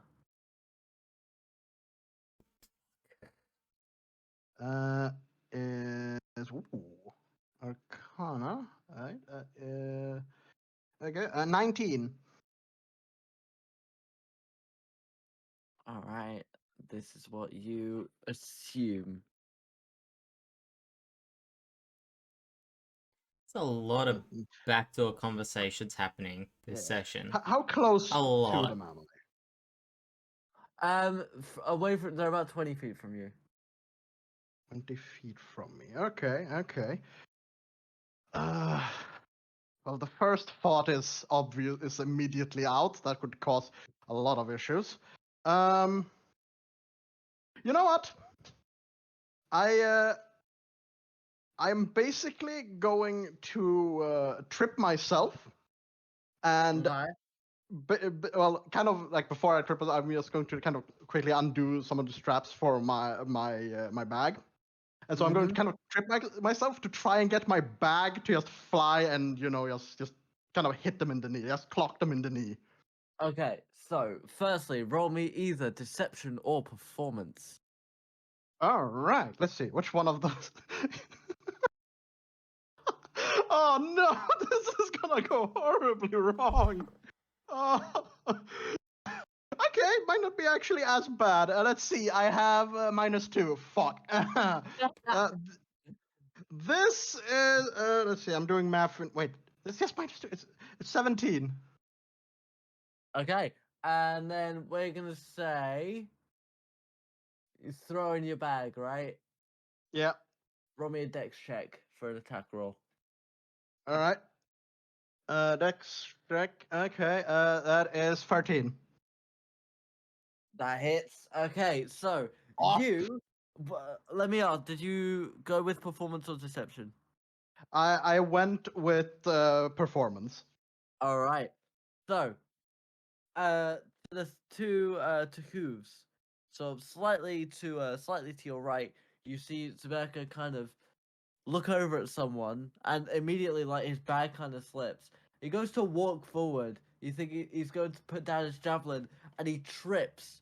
And goes on the floor. Everybody kind of turns to look at him, and then Greet, you see from the other side of the crowd this familiar-looking bag just goes spiraling in the air, hitting Jared in the back of the head, who sort of goes down onto his hands and knees, just as Gobsmack, who's very zoned in right now, goes for the throw. This two hooves, like, you are pretty sure that someone just hit Sverkr. You're not sure who, but you are pretty sure that someone just hit Sverkr in the back of the head or attempted to trip him up. Okay. And I didn't notice Jared pulling some shit. You did not know. I was actively looking at that bastard too. Yeah, I know. I know. Sneaky cunt. Okay. I'm going to get myself up as quickly as possible, kind of dust myself, and in this very, I am too proud to acknowledge what happened, where I'm just like looking around at everyone, look at me like, what are you all looking at? Where's my bloody bag? Oh, God, my head. Oh. As Jared kind of gets up. I'm looking at him and just like not suddenly. I'm just thinking to myself, huh? I was aiming for the knee. Oh, is this I'm is going this to your walk bag, up Dwarf? to him. Yeah, I'm just going to walk up to him like, hey, that's my bag. No, I'm I'm just- not. You threw it at me. I haven't thrown anything. Roll persuasion. Wouldn't this be actually? Wouldn't this be deception? I'm gonna. I'm saying you're trying to persuade the crowd. Ah, all right. That is 17. Yeah. Everyone kind of starts to go like, why would you accuse? He just fell over. Why would you accuse him of that? And for the first time since you've gotten here, Sverkr, your classmates are on your side. This is Jared- odd. This is weird. Because here's the thing, Jared knows you threw the bag at him. Like, there's no way you, a dwarf, accidentally hit him in the back of the head when he is at least 2 feet taller than you. Yeah, So I he mean, hey, knows. very low center of gravity. Tripping over to begin with is unlikely, but hey, Yeah. weirder things have happened. Yeah, it's like, right, he threw it at, oi, Central, you saw him throw it, right? I watched him tripped over. Like he didn't throw it at you. I'm actively checking through my bag to see if all of my stuff is okay. All your stuff is fine, yes. Alright. I'm as I'm doing it, I'm basically going on a little rant, like mostly to myself. That like I swear, if any of these have been damaged by your thick skull, I am. And I was kind of I'm gonna- muttering it to myself. Meanwhile, I'm over at the throwing queue watching a rendition of the Three Stooges. I'm gonna pull out. Yeah. I'm gonna pull out my quarterstaff, and I'm basically gonna like plant it in the ground between Jared and Sverkr. I'm sort of just gonna stare down at Jared. Do we have a problem? I didn't do anything! Do we have a problem? You're gonna pay for this, dwarf. And he full on walks out of the arena. I'm just muttering to myself. He couldn't afford my rates anyway. Verka, your relationship with Jared has changed. Jared will remember this. Jared will remember this. This has an effect on your destiny. Meanwhile, Smack is celebrating the fact that he got 111 feet.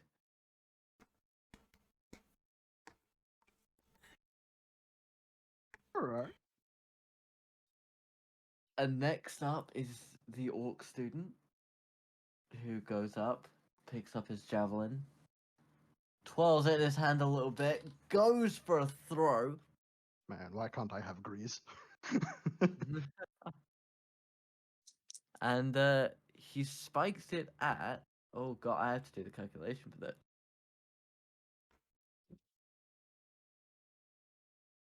He spikes it at 112 as well. That's- Damn. Impressive. Looks like we have some shared victory between our two rivals. Go on then, great. Show them how to throw a javelin the Hanazi way. Yep.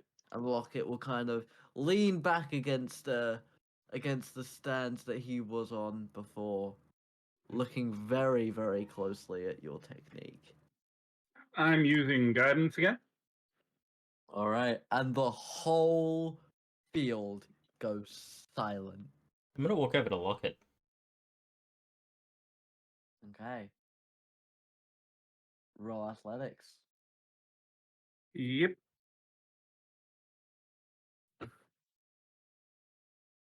Rolled the athletics and the guidance at the same time.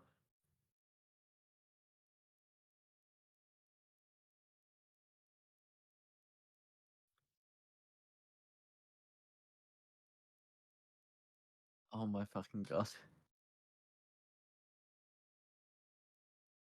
You want to know what the total athletics is? Yep. 25. Okay. Cool. All right. Roll the hit. This is actually going to be really fucking close.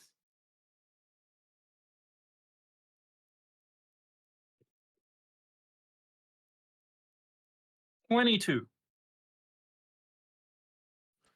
Let's do the math. Okay. Great throws. He launches the javelin in the air. You hear the sound of wind whistling against the metal. You hear almost this ringing sound echo throughout the silence of the arena, and it spikes. And you walk over. 1, 1, 5.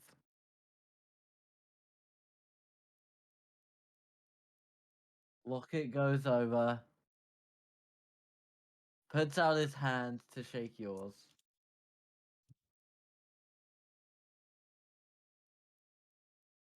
Take his hand and shake it. And hope I don't get yeeted in the air. 30 points to House Terror. For not only the best performance in class today, but breaking a 150-year-old record. Wouldn't that be House Gale? Oh, House Gale, sorry. Yep. Yes, I was about to say, wait a minute. I would happily take the points, but No, so the reason, I'll be completely honest, I was looking at the stat block for House Xena for later. But yeah, House Gale. And the whole crowd erupts in cheers, and like half the student body comes over and lifts you up onto their shoulders because again, this is a record that has lasted for over a century, and one of their classmates was the one to break it.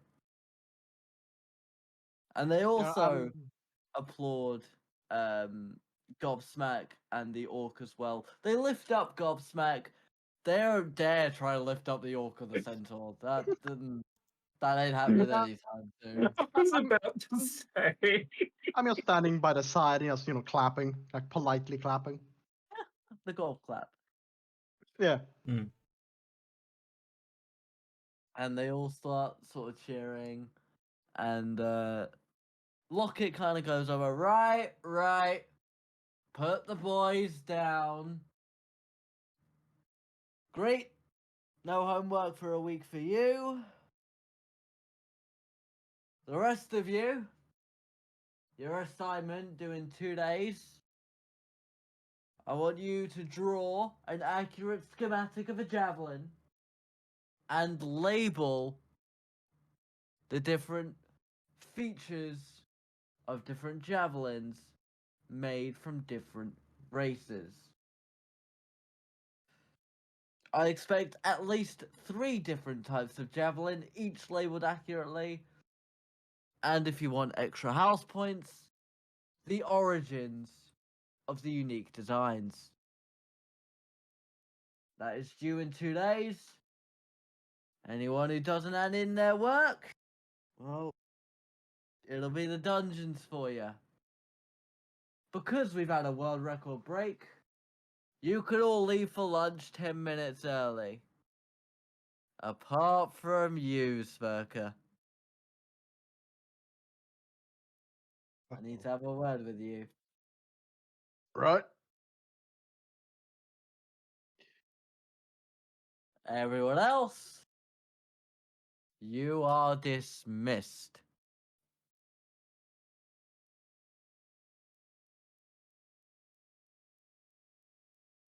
Greet and Centaur, do you make your exits?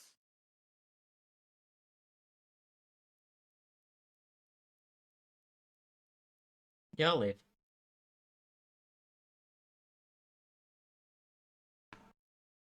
Okay. Greet, what about you? I'll hang around near the exit a bit just to try and overhear what's happening with Sverkr, but if it sounds like he's just getting a general, You could have performed better thing, then I'll head to lunch. I Okay. am like as Hoops is leaving, I'm just looking like between him and Greet, like with a look of please don't go, don't leave me alone here.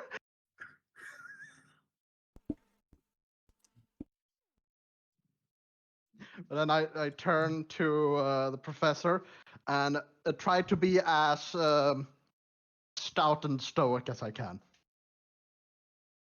Roll me charisma. Charisma, that is 11. You're pretty convinced that you're coming off as indifferent. Hmm. Greet, roll me a general perception check.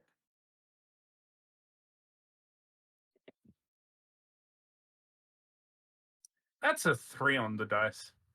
You Oh. won't be able to hear anything. You're still hearing people chanting your name going to lunch. And a couple of people like, where's he gone? Where's he gone? I want to buy him lunch. No, I'm buying him lunch today. Well, I'm sitting on the same table as him. No one's going to want to sit with you. Mr. Brockerson. Professor. This paper you handed in. Yes, Did it on time? I did. Pretty neat. Indeed. Why the hell is there this whole paragraph about great swords? Excuse me? It sort of points out to you, and you can see that, like, initially you were comparing how axes are superior to swords, but then in your rush you kind of went on a tangent about how swords are terrible and that only terrible warriors would use a sword when you can have something great like an axe or a hammer. A hammer would also be great. They're better than swords. I Like your may paper have gotten a little carried away. kind of goes in this tangent and almost like by the way, Professor Lockett, if you want a good hammer, my father makes very good hammers. And it almost becomes an advertisement for your family's work. I may have gotten carried away. Well, you see, I guess what I'm trying to say is that to get a proper understanding of, well, a comparison is a nice tool to get a point across. I asked to give a proper comparison. I had to give a proper description of the thing I am comparing the axes to, and it just kind of spiraled out from there. Yes, I read that. Now I could dock your points. I could even give you detention for not completing the assignment properly. But you do offer a very good insight into weapons and the like. So Well, I'll cut you a deal. Mhm. I won't send you to detention, and I won't dock you for going on a tangent in this assignment. But I want 4 types of javelin from you in this next assignment. You understand?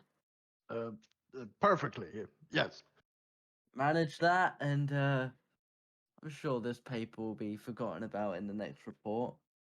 I mean, who really needs to know about papers about hand axes and great axes anyway, right?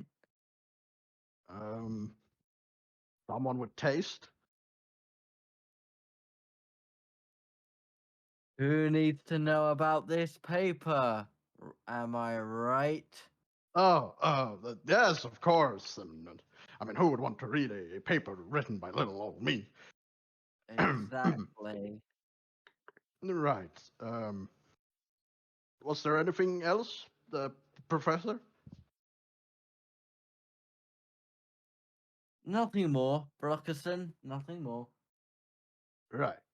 Uh, uh, Goodbye. And I turn and I leave, like just sweat soaking into my beard. All right. Green, as you're waiting at the exit, you hear a whistle. You turn sort of slightly to the side, sort of. There's like this sort of large wooden structure, kind of looks like a small cabin or a large shed, where you assume a lot of the equipment for the arena is stored, and behind it you can see the orc. He seems to be beckoning you over. Yep. I'm cautiously going to head over. That was a nice throw you did. And you see as you get closer, he is standing with Jared. He's standing with a girl you don't recognize, and he's standing with the drow. I was impressed. You didn't even cheat like one of your friends did.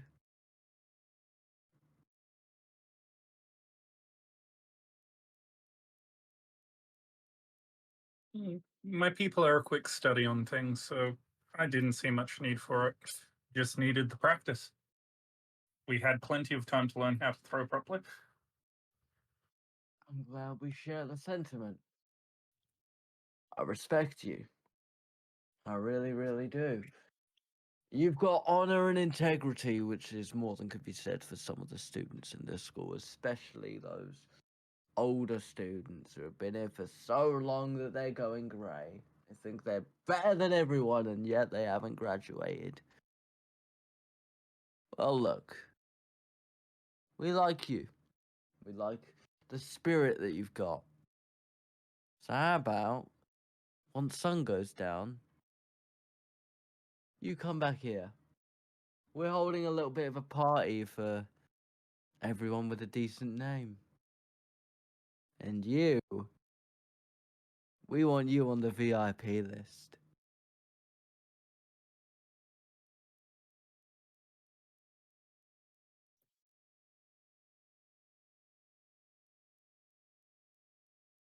Sounds like a fun time.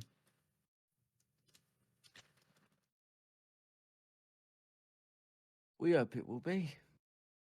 And we hope we see you there. And with that, the four of them begin to walk off towards the sort of large courtyard where lunch is typically served. Where we find the centaur who has just made his way, sort of avoiding, I imagine, correct me if I'm wrong, but you're avoiding the crowd of people who are now looking for Greed.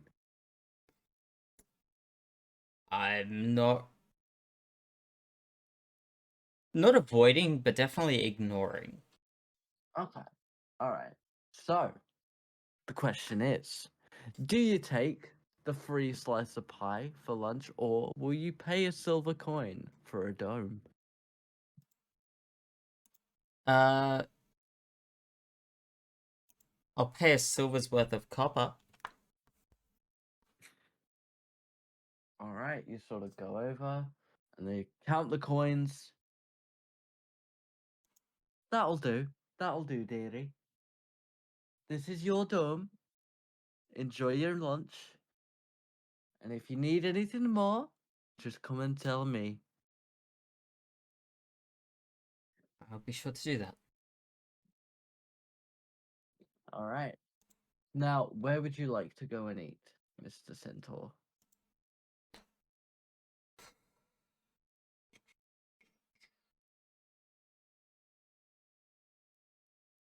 Just off to the side somewhere.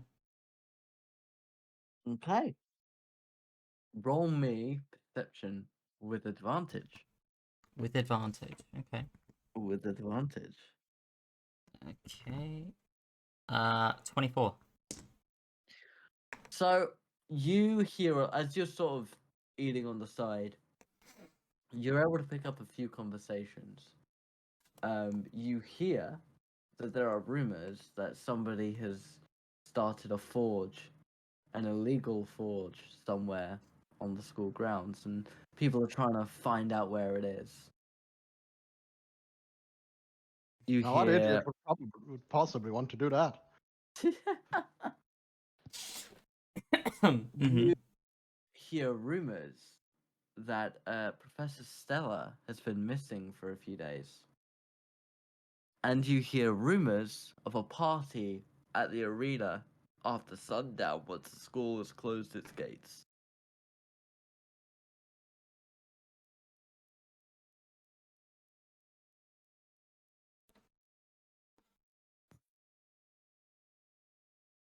Having heard this information, is there anything you'd like to do?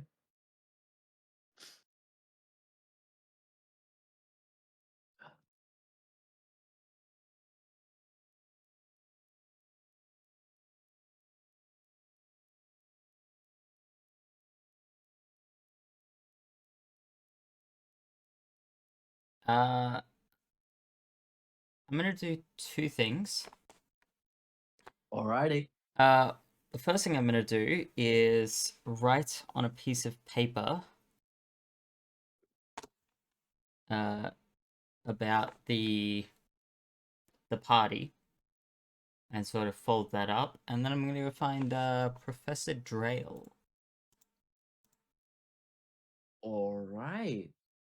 Obviously you know where his office is. You've been there several times. You know that he is a master of the arcane arts. So you head to this sort of large tower, and as you make your way inside, you see him sat at the desk in his classroom, seemingly going over some papers and some scrolls, whilst his mage hand seems to be feeding him some kind of sandwich. That's a good use of a mage hand. That is a good use for mage hand. And politely knock on the door. Come in, come in. Head on in. Ah, hello, my boy. I'm gonna shut the door behind me. Is anyone else here? Ah, other than the gargoyles?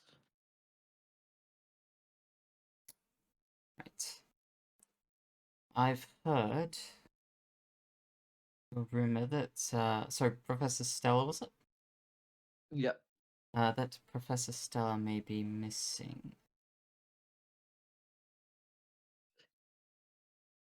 Professor Stella has not been teaching his classes for a few days, but I assure you he is not missing. He is on an errand for the headmaster.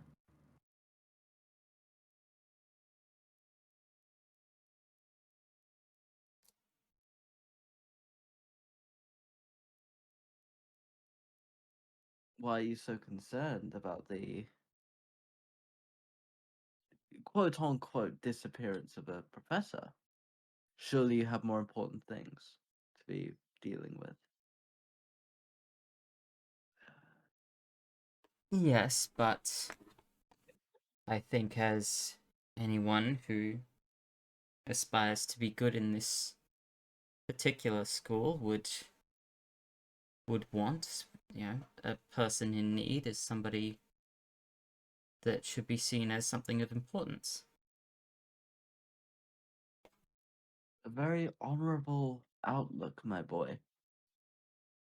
Well, Should there be any, say, I don't know, extracurricular activities that might lead in a particular direction, should it be required, I would be happy to embark upon that. roll me persuasion. Okay.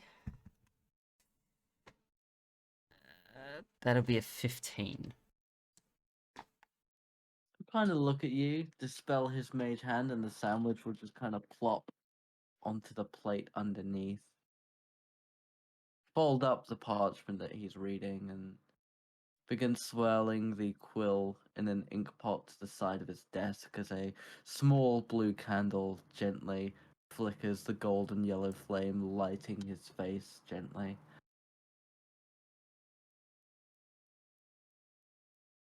Is this about your horn?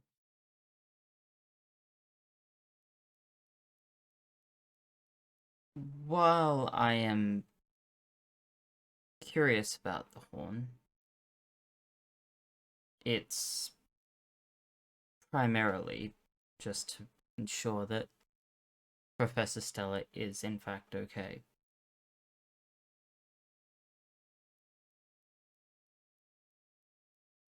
You're being honest. That is most noble of you. Now, Professor Stella is unfortunately on a task that not even I or any of the other faculty could assist him in. However, with him gone, there are certain duties. Yes, duties that have gone incomplete for the past couple of days. I'm almost certain that should individuals find they have spare time, that I could reward them for such acts of valor for the school.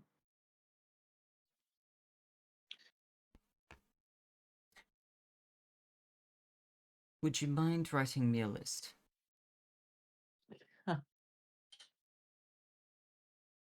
I will have a letter delivered to you with things that I can think that would need doing that are appropriate for the student body.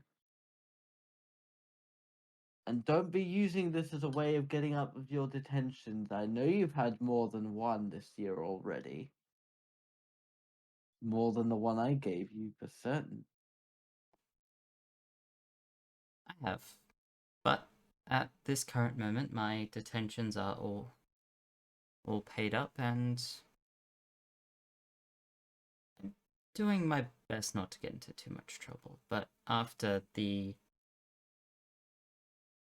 incident on day one, I'll sort of do air quotations. Things have been a bit odd. Odd how? It's difficult to explain, really. There are times where it is still unclear who we can trust.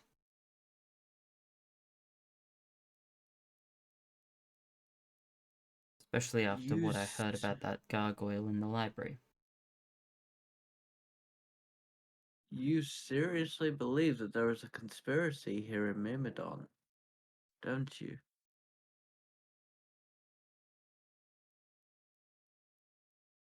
I think that there's something that's just not quite right. That is the layman's definition of a conspiracy. I can assure you that nothing will happen to you or your peers so long as I am a teacher at this school. I pride myself in protecting the student body, their well-being, their interests, and their lives. But if you are that concerned that something is going on, I'm sure the library can offer plenty of theories and information that will perhaps comfort your mind.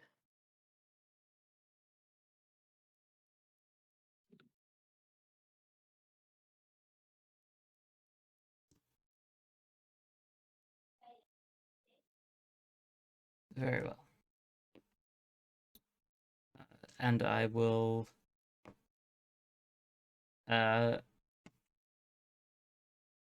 I'll simply say, you may also want to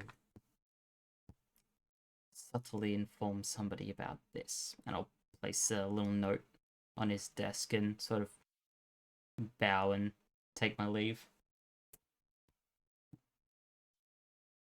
I'm assuming that's the note about the party? Yep. Okay.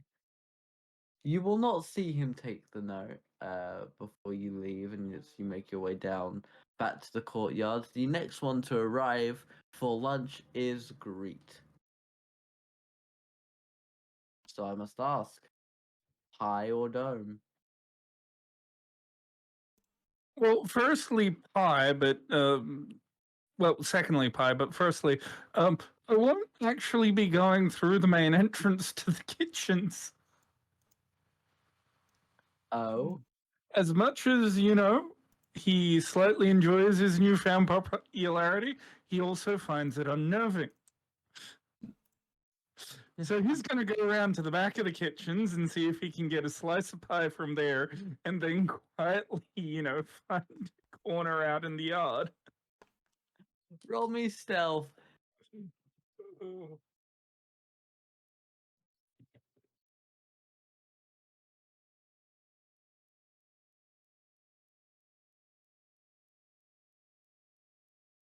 $17.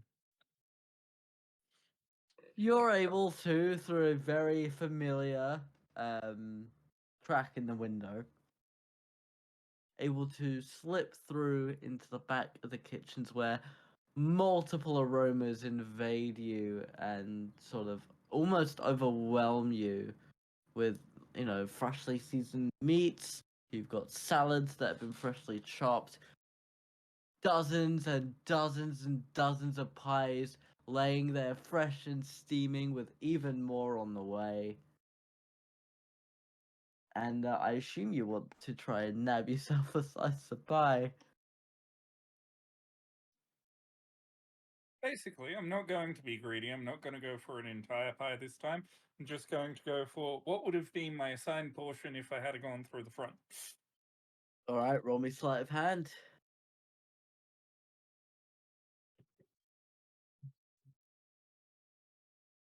17 again. You're At least able I'm to consistent at the moment. get yourself a slice of pie without seemingly anyone recognizing that it has been taken. There was a pie that happened to just have one slice left, so you're able to nab that, and then the member of staff that goes over just assumes that this plate was misplaced, goes to put it with the rest of the empty plates. And you have yourself a slice of pie, and you're able to sneak out without being seen. And as you are sneaking out, Sverkr makes his way to the courtyard. So I must ask Sverkr, what are you eating today? Zerker is going to get one of the silver domes, and he's going to get himself as many ribs as he can get for 1 silver.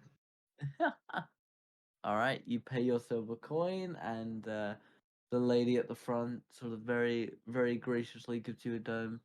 Now be careful, you. I've seen the amount of food you eat. I've only got so much magic. Just give me my ribs. First years and their appetites.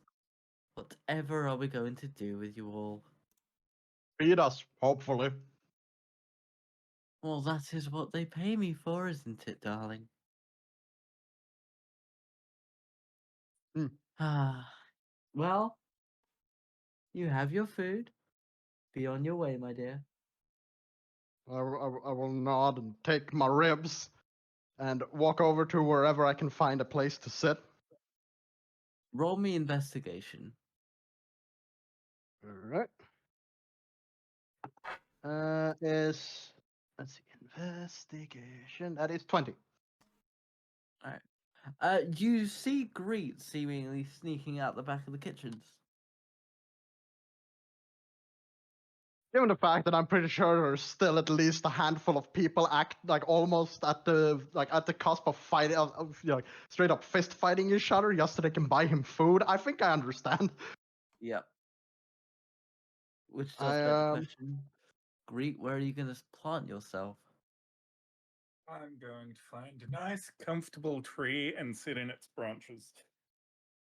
All right. You find a beautiful oak tree with a couple apples that are ripe for the taking. With it sort of, being mid-autumn at this point. They're sort of right in that middle of harvest us now, or we're gonna start going bad over winter. Excellent. Some dessert to wash down the pie.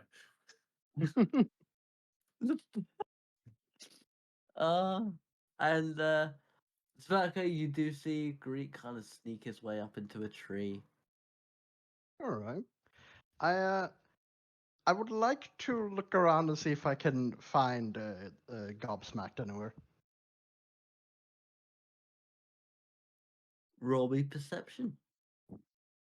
Alrighty then.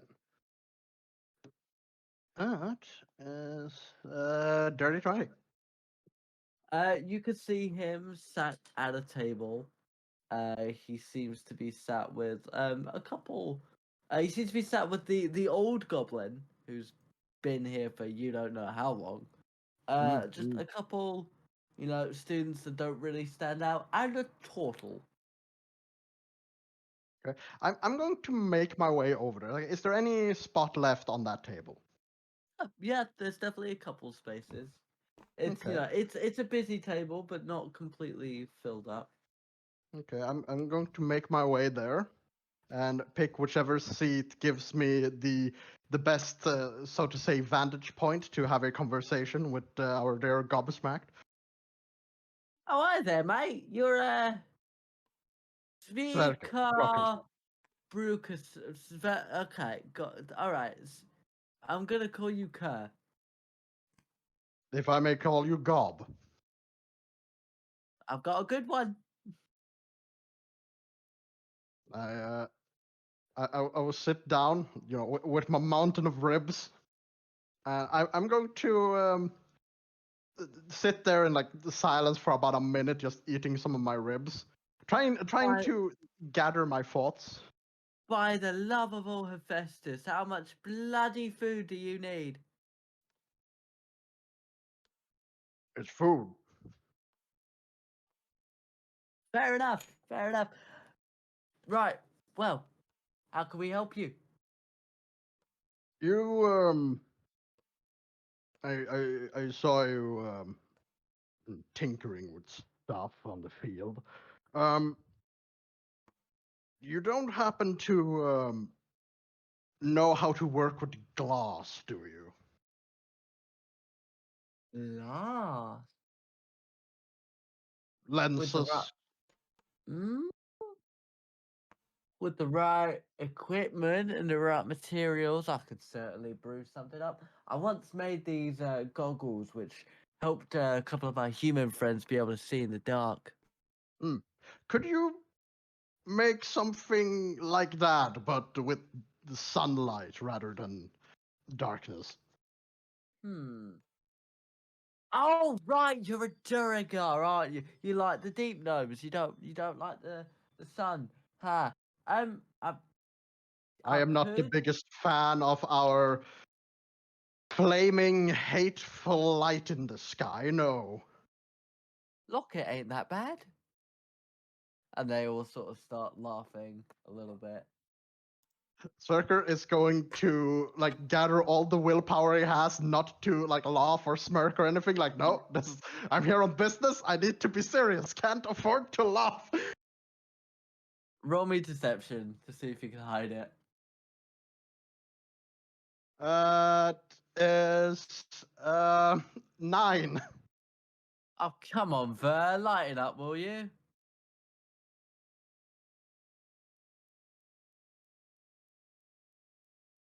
All right, I was pretty good. Eh. I will distract myself with more ribs. Well, I could make you those goggles, but I need a forge. And I was kicked out of the one in Silverbark. Really? Why? Look, I was trying to make a saddle, see if I could get on one of the manticores, and apparently Blacksmith doesn't like it when I borrow his hammer and accidentally burn it. So you're why I was denied an apprenticeship. Ugh. It wasn't my fault that it was made by a human.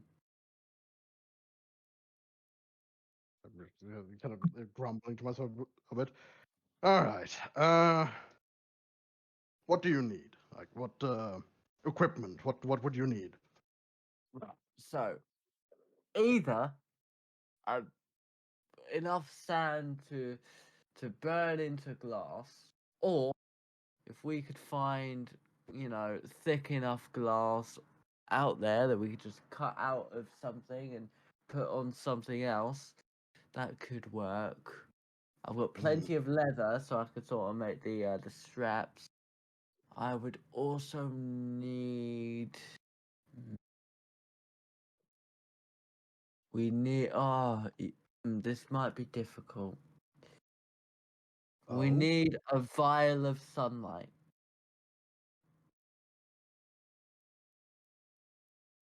How am I? How does one get a vial of light? Right. So, you know how plants eat the sunlight? Wait, they do? Oh god, yeah, you're an underground. Yeah, they do that. What do the plants underground eat? We have plenty of mushrooms and such. Although there are carnivorous mushrooms, I will admit. They all just kind of start looking at each other.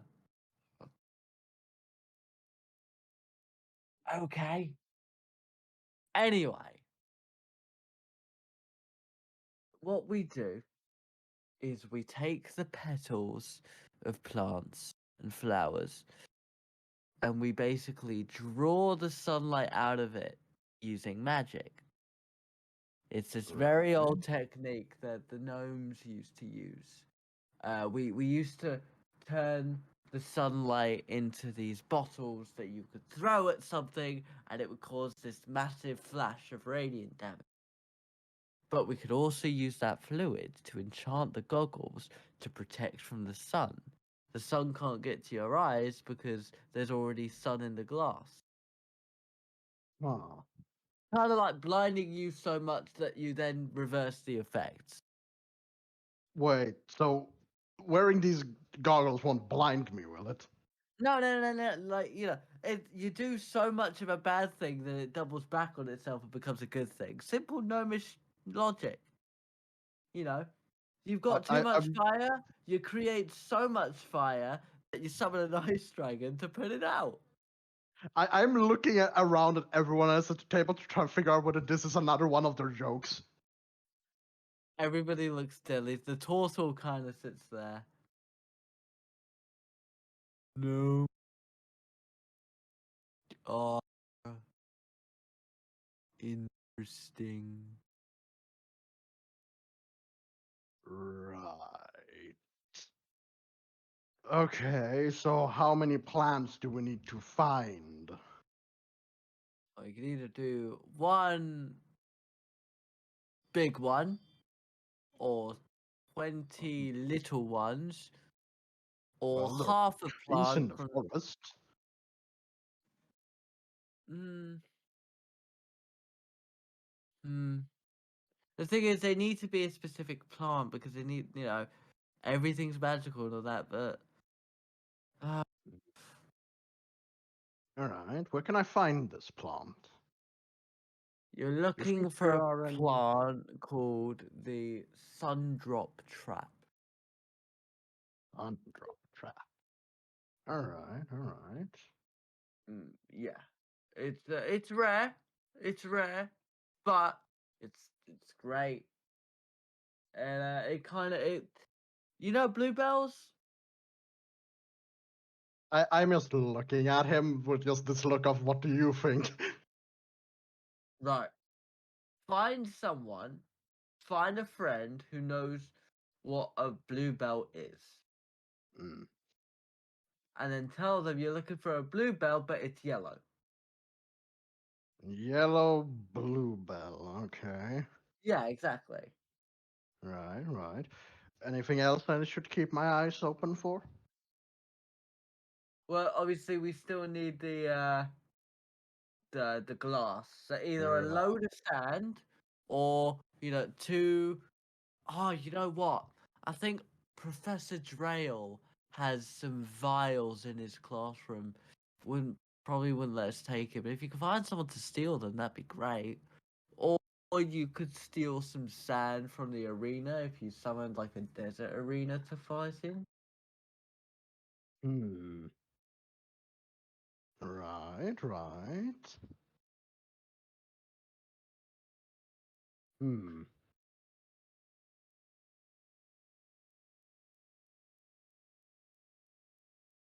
And just out of curiosity, how much do you charge for your services?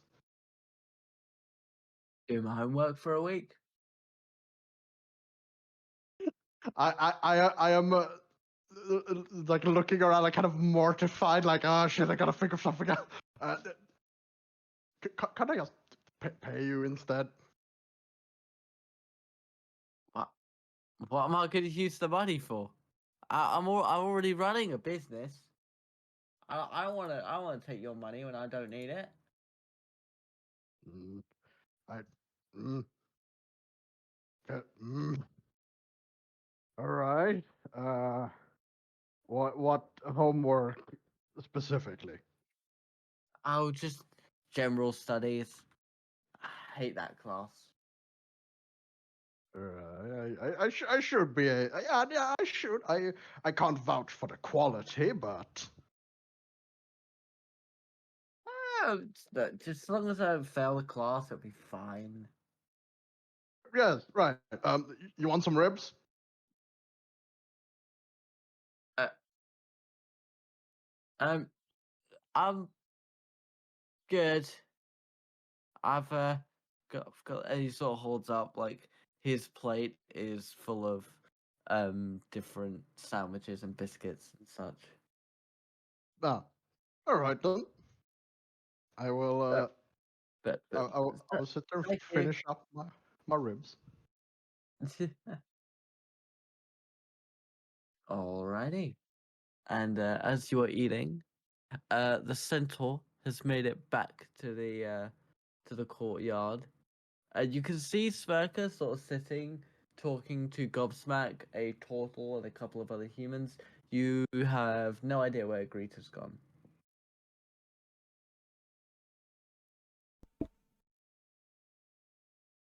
Fair enough. I'll head over to Sverkr. And Sverkr, you see your centaur friend slowly wandering over to you, kind of seeming he seems to have come out of the arcane tower, so you assume he's gone to see Professor Drell again, because they're always talking about something. Those two, they're probably up to something. Ribs? I can kind of hold out my plate to him. I'll take a rib. All right. Roll me Constitution saving throw as these are dwarven ribs. Uh-huh.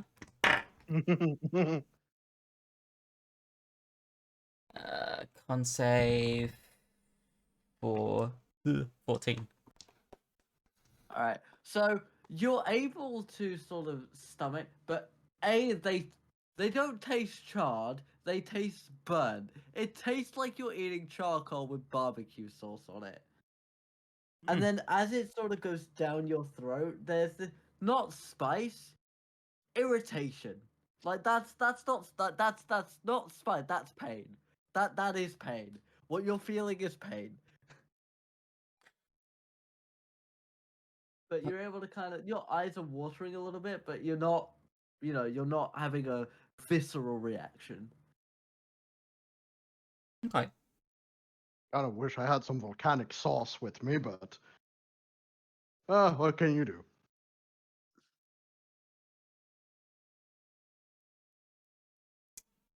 I So, see. Hooves, Yes. you don't happen to know what a bluebell is?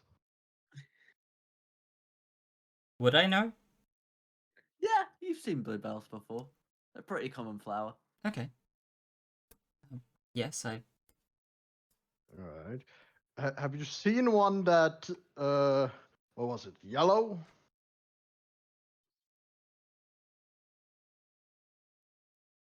Gonna have to refer to the DM again. You have never heard of a I was bluebell being yellow. That sounds wrong. I can't particularly say that I have, no. Hmm. Maybe Greed knows. Sure. And then the You want another rib? No. The turtle kind of looks thanks. over. Can I try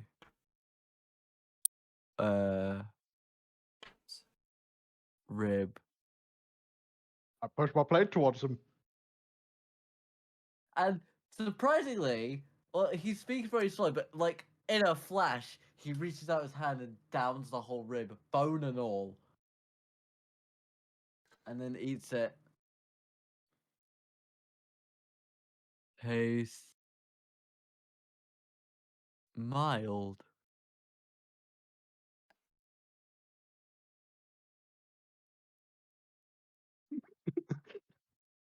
Anyway, what did you need the yellow bluebell for?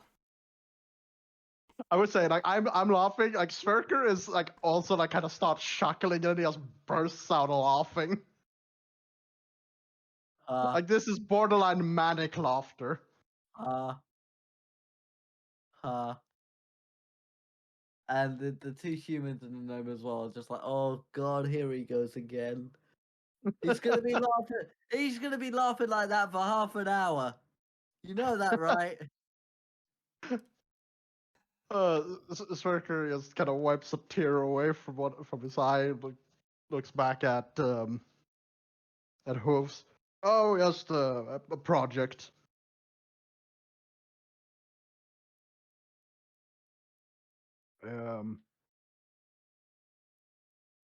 I don't you don't happen to know where I can find a lot of sand, can you? Preferably, uh, legally, officially, The without breaking too centaur, many rules. the centaur would know that there is A, the jousting arena where you had your first day of training, and B, you would know that the arena has a version of it where half of the arena is effectively this desert town.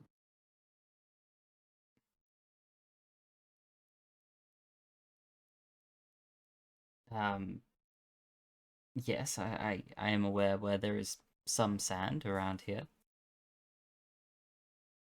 Right. Anyone is allowed to take without issues?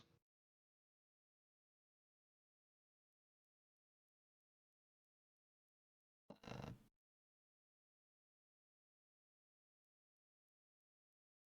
Depending on how much you need, I don't think it should be a problem. Mm. Hey, Gob, how much sand do you think we might need?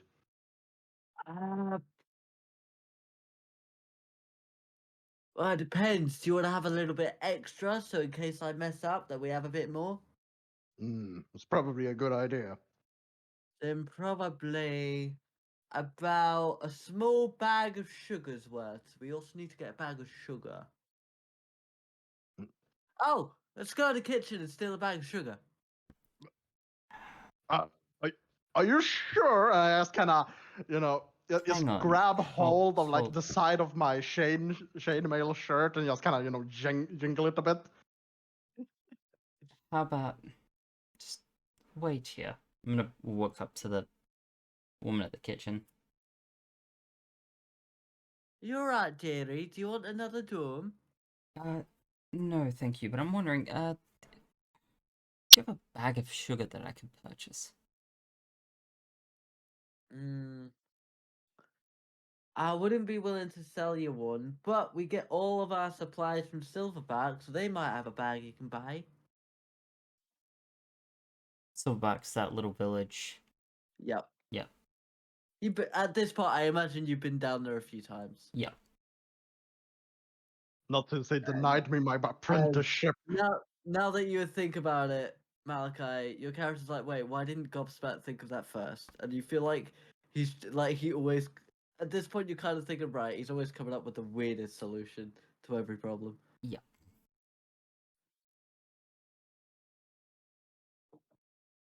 I will head back. Did she see you take it? I went to purchase a bag. She recommended Silverback. That's boring. But fine, if you don't want to get in trouble, I guess we can go to Silverbark and buy a bag of sugar, and then just, empty it out in the forest or something.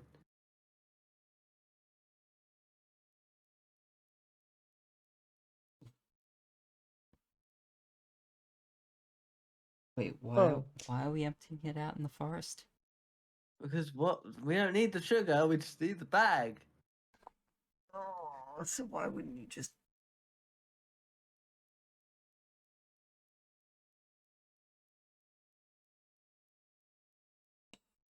So we just need a small bag then. You can't deny that my plans have got 100% success rate since we met.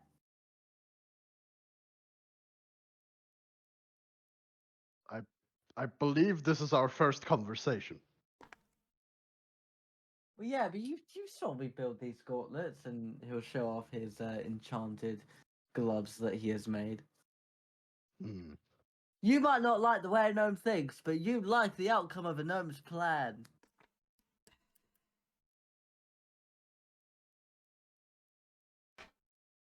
It's unorthodox, I will say that. It's very convoluted, but you are correct. I just don't understand why you couldn't just buy a bag instead then. You know, I don't know if that bag's gonna be the right size. We gnomes measure things in very particular ways. So why don't we buy an empty bag of sugar? Who's gonna sell an empty bag of sugar when a bag of sugar would be way more money and worth selling more? Yes, but it would probably be cheaper for us to buy. Yeah, but no one's gonna sell an empty bag when they could sell a bag full of stuff. You'd be Think of it this, surprised. think of it this way. Would you rather sell an empty quiver for 3 copper or a quiver full of arrows for 2 silver? Depends. Is the person I'm trying to sell it to only willing to buy the quiver? Well, that just comes down to your marketing scheme. I suppose. Meanwhile, Greet, you have just finished your slice of pie in the tree. Yep. And you notice that a few leaves start falling down onto your shoulders. And as you look up, that drow girl again is sort of sat right up at the top of the tree, barely in sight. And she also seems to be eating a slice of pie. Without properly looking up, I'm just going to absent-mindedly, as though talking to the tree. I see I'm not the only one who occasionally prefers solitude. She'll kind of look down at you, sort of surprised, not noticing that you climbed up with her, and then flicks her fingers and she disappears.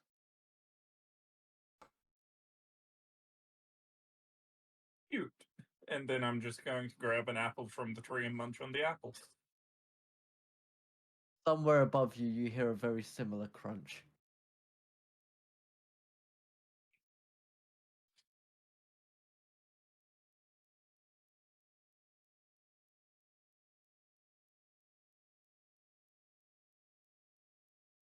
Do you do anything more?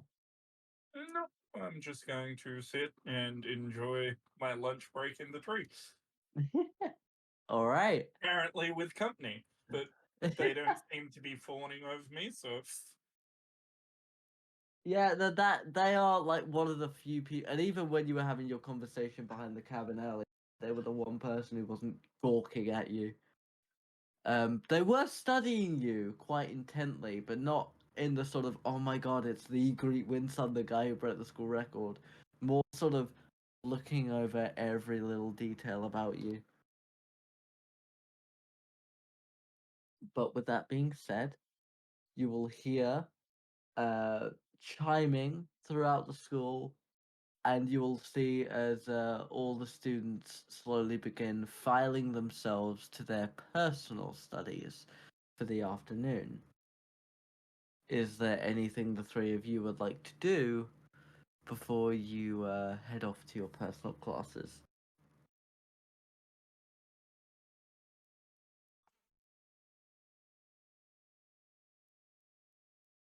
No, I'm good. No. Alrighty. Angry, of course. not just gonna head off on my healing and, plant lessons. Oh, fucking Neville Longbottom over here. Right. So we follow first the centaur who goes to his lessons as a monk. And today you are learning to sort of properly let's say like fine tune your ability to use key. Obviously, you've been practicing all day. Mm. You've been sort of practicing how to wait very patiently, but also strike and react against incoming attacks at a second's notice. But roll me monk either Dex or Wisdom because monks use both. I'm gonna opt for Dex. I can't imagine why. I mean, to be fair, it's only 1 point, but that 1 point makes it 19. Alrighty. So, throughout your studies, you are able to sort of, you have learned at this point what key is, that it is a kind of the way that you manipulate the weed that produces magic, and you sort of do it as more of a using your body as a magic item kind of sense. Instead of casting the magic out, you are bringing the magic within you to enhance your physical attributes. Roll me 3d10s and give me the highest. Okay. Da-da-da. Highest is 10. Okay. Yeah. As you are practicing, and as you are training, you bring down your quarterstaff. I'm trying to think of a way to describe this. You bring down your quarterstaff as you're going up against this training dummy. And as you do, you absolutely splinter the head of this sort of wooden statue with very basic features on it, shattering it and obliterating it into nothing. And your classmates are very impressed. What was the second highest number? I'll roll one more. Okay. Second highest is a 7. All right. And you got throughout the second half of your class, whilst you're writing and you're sort of going over your notes, you nail it. You get every piece of information. You get every little detail. You miss some of the more complicated points. You don't really expand on your answers so much, but you do enough to successfully complete your classwork. Going on to Sverkr, Yes. you are a cleric, so you are doing Indeed. you are doing the clerical studies, and please remind us who your god is. Well, Sverkr doesn't really have any particular god he like Mhm. directly worship. It's more so that he just how best to do, like, not really worship, but like he just in general shows devotion by or through his craft, so to say. Okay. And really, he doesn't care which like god, if any, actually care. And in fact, it would probably feel a little bit slighted if any of them were to take too much of an interest in what he's doing, because he wants to ensure that whatever he is accomplishing is his own accomplishments. Okay. So in that sense, he has not like specifically dedicated. Something he has done has clearly worked out because he has clerical abilities, but he has made no attempt to try and figure out exactly which god they originate from. Very well. In which case, roll me wisdom. All right. That is. Let's see. Is. Let's 12. Alrighty. As oh, excuse me, sorry. As you sort of bring your studies in, what you are looking at today is enhancing your spells that you already know and kind of pushing them a little bit further, making them a little bit stronger. And also, it is at this point for you specifically, because you don't know what God has accepted you. Your teacher has you studying all the different gods to try and figure out which is the one that chose you. All right. Roll me, because of that, and because you're on a slightly different curriculum, roll me 2d10s and give me the highest. All right. Okay. Where's my other D10? There's my other D10. You said the highest? That's 3. You none of what this textbook is saying is making much sense to you. Like, you know, there's gods of winter, there's a god of wizards. Why would wizards need a god? That doesn't make sense. Doesn't like Yeah. there's a god of the sunrise. Ew. Yeah. You don't read that passage at all. I feel like Sverkr is only half-heartedly reading any of them simply because it said Yep. his own pride won't allow him to actually properly put a name to like his abilities, so to say. Mhm.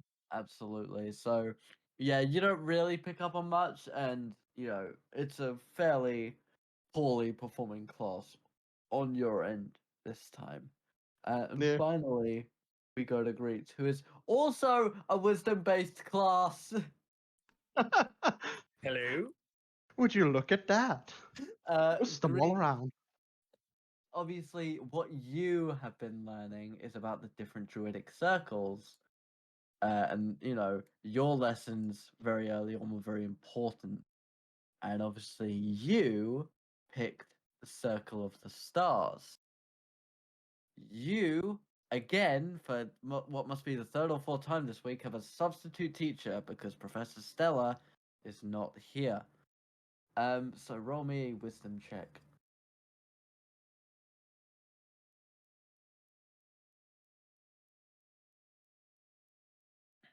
17 total. All right. You have basically been going over all the different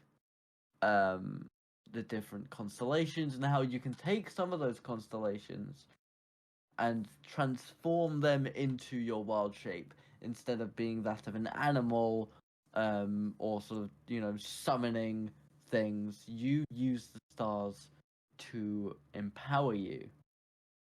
So, I will ask, which of your starry forms do you choose to take on in this class? Probably the chalice. Okay. Because of your incredible success in class, you use up one of your wild shape charges, and you have the effect of the chalice until the end of the day. Because you got an 18. Roll me 1d10.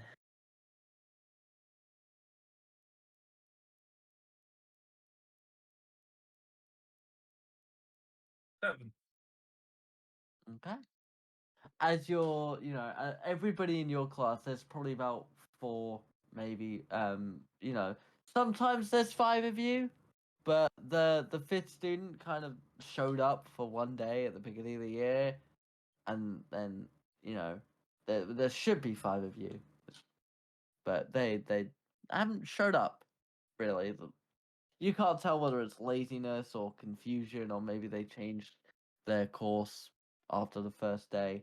But you're all sort of the classroom has no lighting whatsoever, no windows, no candles, because you, the students, are the light sources, the stars that sort of appear on your robes. And as you write as well, you know, the tip of your quill It's sort of letting off these little sparks and shooting stars. There is no need for firelight or candlelight. And you take down the notes. You don't get all the constellations. There are a few complicated ones that are hard to remember, and there's a few that are very complicated to draw. But the main three, the chalice, the archer, and the dragon, you're able to take on that success quite easily and note them down. At the end of your class, I will hand these out in off time, but you all have gained a feat. Ooh. I will hand those out accordingly, and obviously I will discuss with you once I've handed them to you what those feats will be. But all three of you have gained feat due to your performances over the couple days, as well as your performance in your javelin class today. I will say as well, due to your performance in your personal classes, the centaur and Greet both have a point of inspiration that they can spend within, between now and the next time skip, we shall say. Sverkr, unfortunately, you kind of, you got a 3 in Lackluster your performance. in your role. Yeah, a little bit, Yep. a little bit. However, that will be the end of your classes. The chime is there for students to now have the rest of the evening as free time to do whatever they wish. So I will ask, what are you each doing with your evening? So how much time is it until we're supposed to be off campus, so to say, like in the dorm? Classes end at 3. Yeah, so- And then the final call for the chariots to go back to the dorms is at 8, so you have 5 hours of free time. All right. And it's within these 5 hours that Hooves will assume that he will receive the message. And you will know, Greets, that the party you have been invited to starts at around 10. Yep.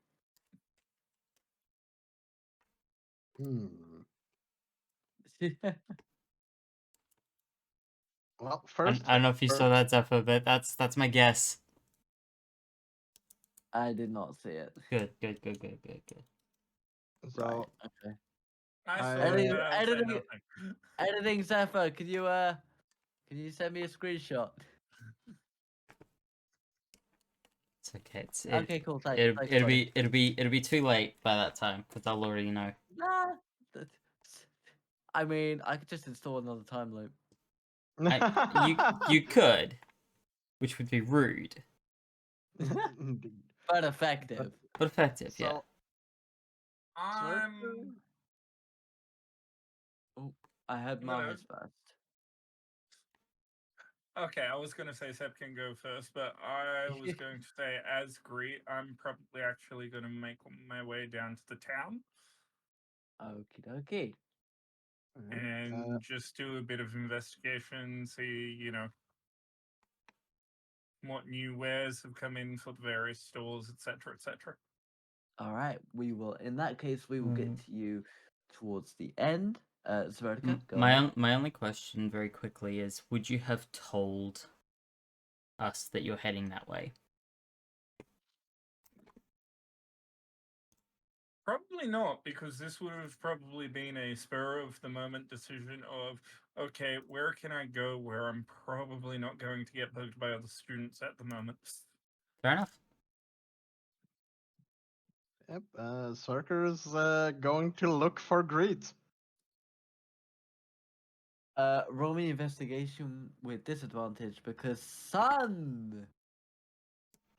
All right. See. You said investigation? Yep. Okay, Because that you're is actively 11. Yeah, because you're actively looking for a personal thing, I class it as investigation. Instead of like a general. Ooh, what do I see? You have no idea where Greet's gone. You Alright. look like you've looked around. You know where the druid classroom is, but by the time you're there, there's like one student that's being held back because they accidentally set fire with their wildfire circle to the classroom. So they kind of bit. So it's like you sort of you poke your head in and you go, "This is the third time you've set the classroom on fire." Like, okay, I'm not dealing with that. Basically, yeah. I Like, don't- I nope. don't- I don't think that's great. I think he would have told me if he could set fire to things because I could have used him for my forge. Exactly, yeah. I mean, So, the forge that I totally don't have. Anyways. Uh, so and yes. in that case, realizing that, okay, I can't talk to Greed to see if he might know about the flower. In that case, I will go down the list of things, so I will head to town to see if I can get myself a bag. All right. And to the center, what are you doing tonight? Or you this evening? you said I received my letter. You will receive your letter during these 5 hours. You've Okay. not, as you're walking out the classroom, you have not yet received it. Right. In that case, I am going to head to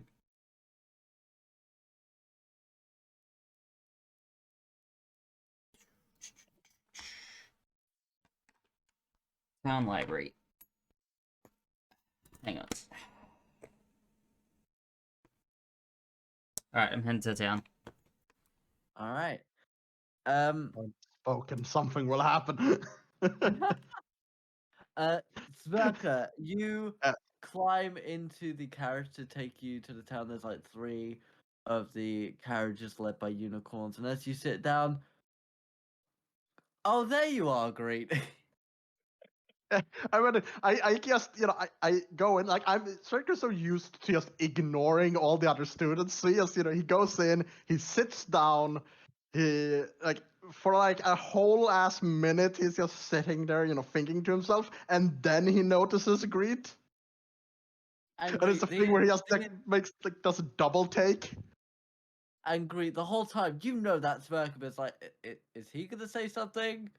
Am I meant to Yep. say something? And then you go to He say seems something, and caught then up he in- looks up at you. Yeah. Am I going to say something? Is he going to say something? He seems caught up in thought. Do I want to interrupt? Oh, he's looking at me. Okay. Yeah, basically. And then Sverkr, you sort of look up, do a double take, and you're like, okay. And you sort of look out the window to be like, oh, what the hell? And then there's the centaur as well. These Okay. things seem to follow you even when you don't want them to. Wow. They must be your uh, guardian angels or something. Your god must have recognized you. huh.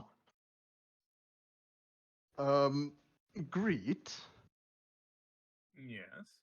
you don't happen to know the what was the name of that fucking flower? Hold on. You don't happen to know of the sun drop trap, do you?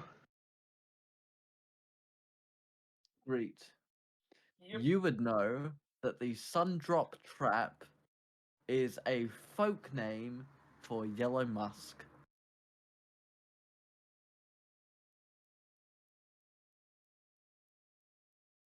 Just to be sure, I'm going to start describing the flower to him, and basically it looks like a yellow bluebell.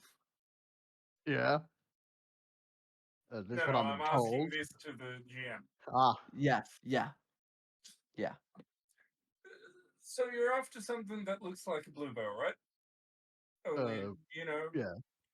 s- as gold as the sun is yellow? From what I've been told, yes. And Mahez, I will say, in your studies, one of the first things you're taught as a druid is yellow musk. So you may refer to the information sheet and description of yellow musk if Yep. you wish to.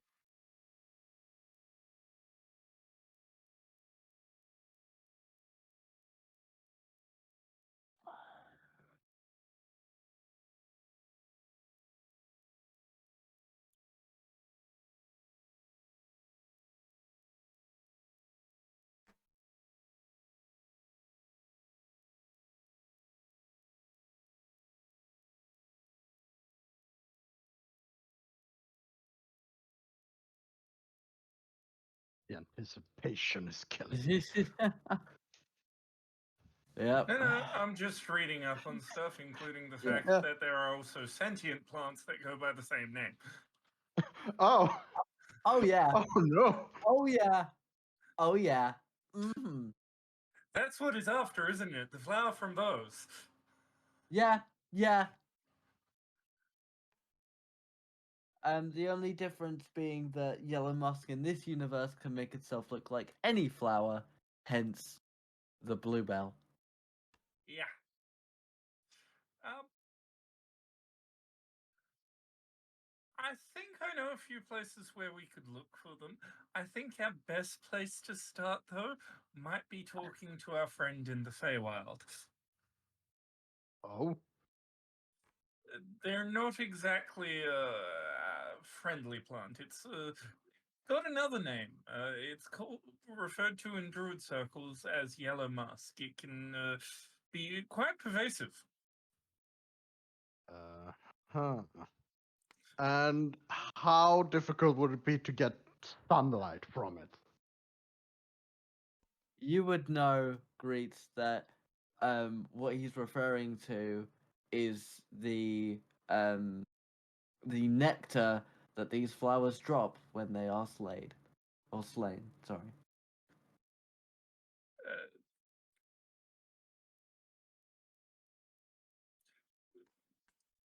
Hens, how many garden beds do you plan on fighting? Enough to get a vial? So one, maybe two, if they're being a bit stingy.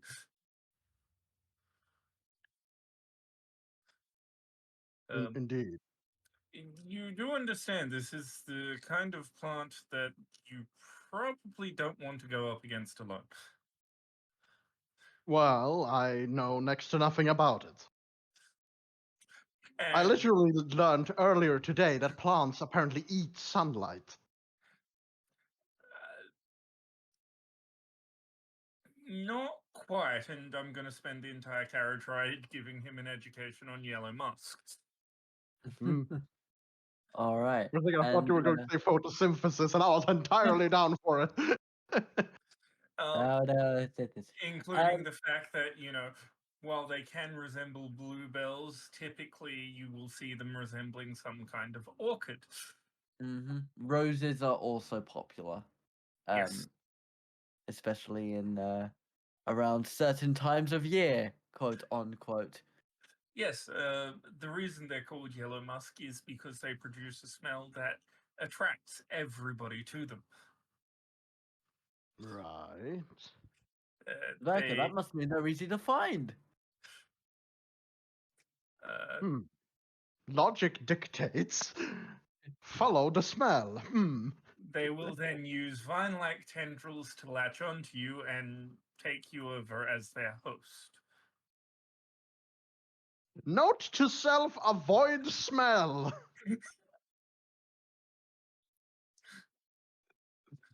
Whilst this is going on, is the centaur doing anything whilst he makes his own way down to the town? Not really. He's sort of just he's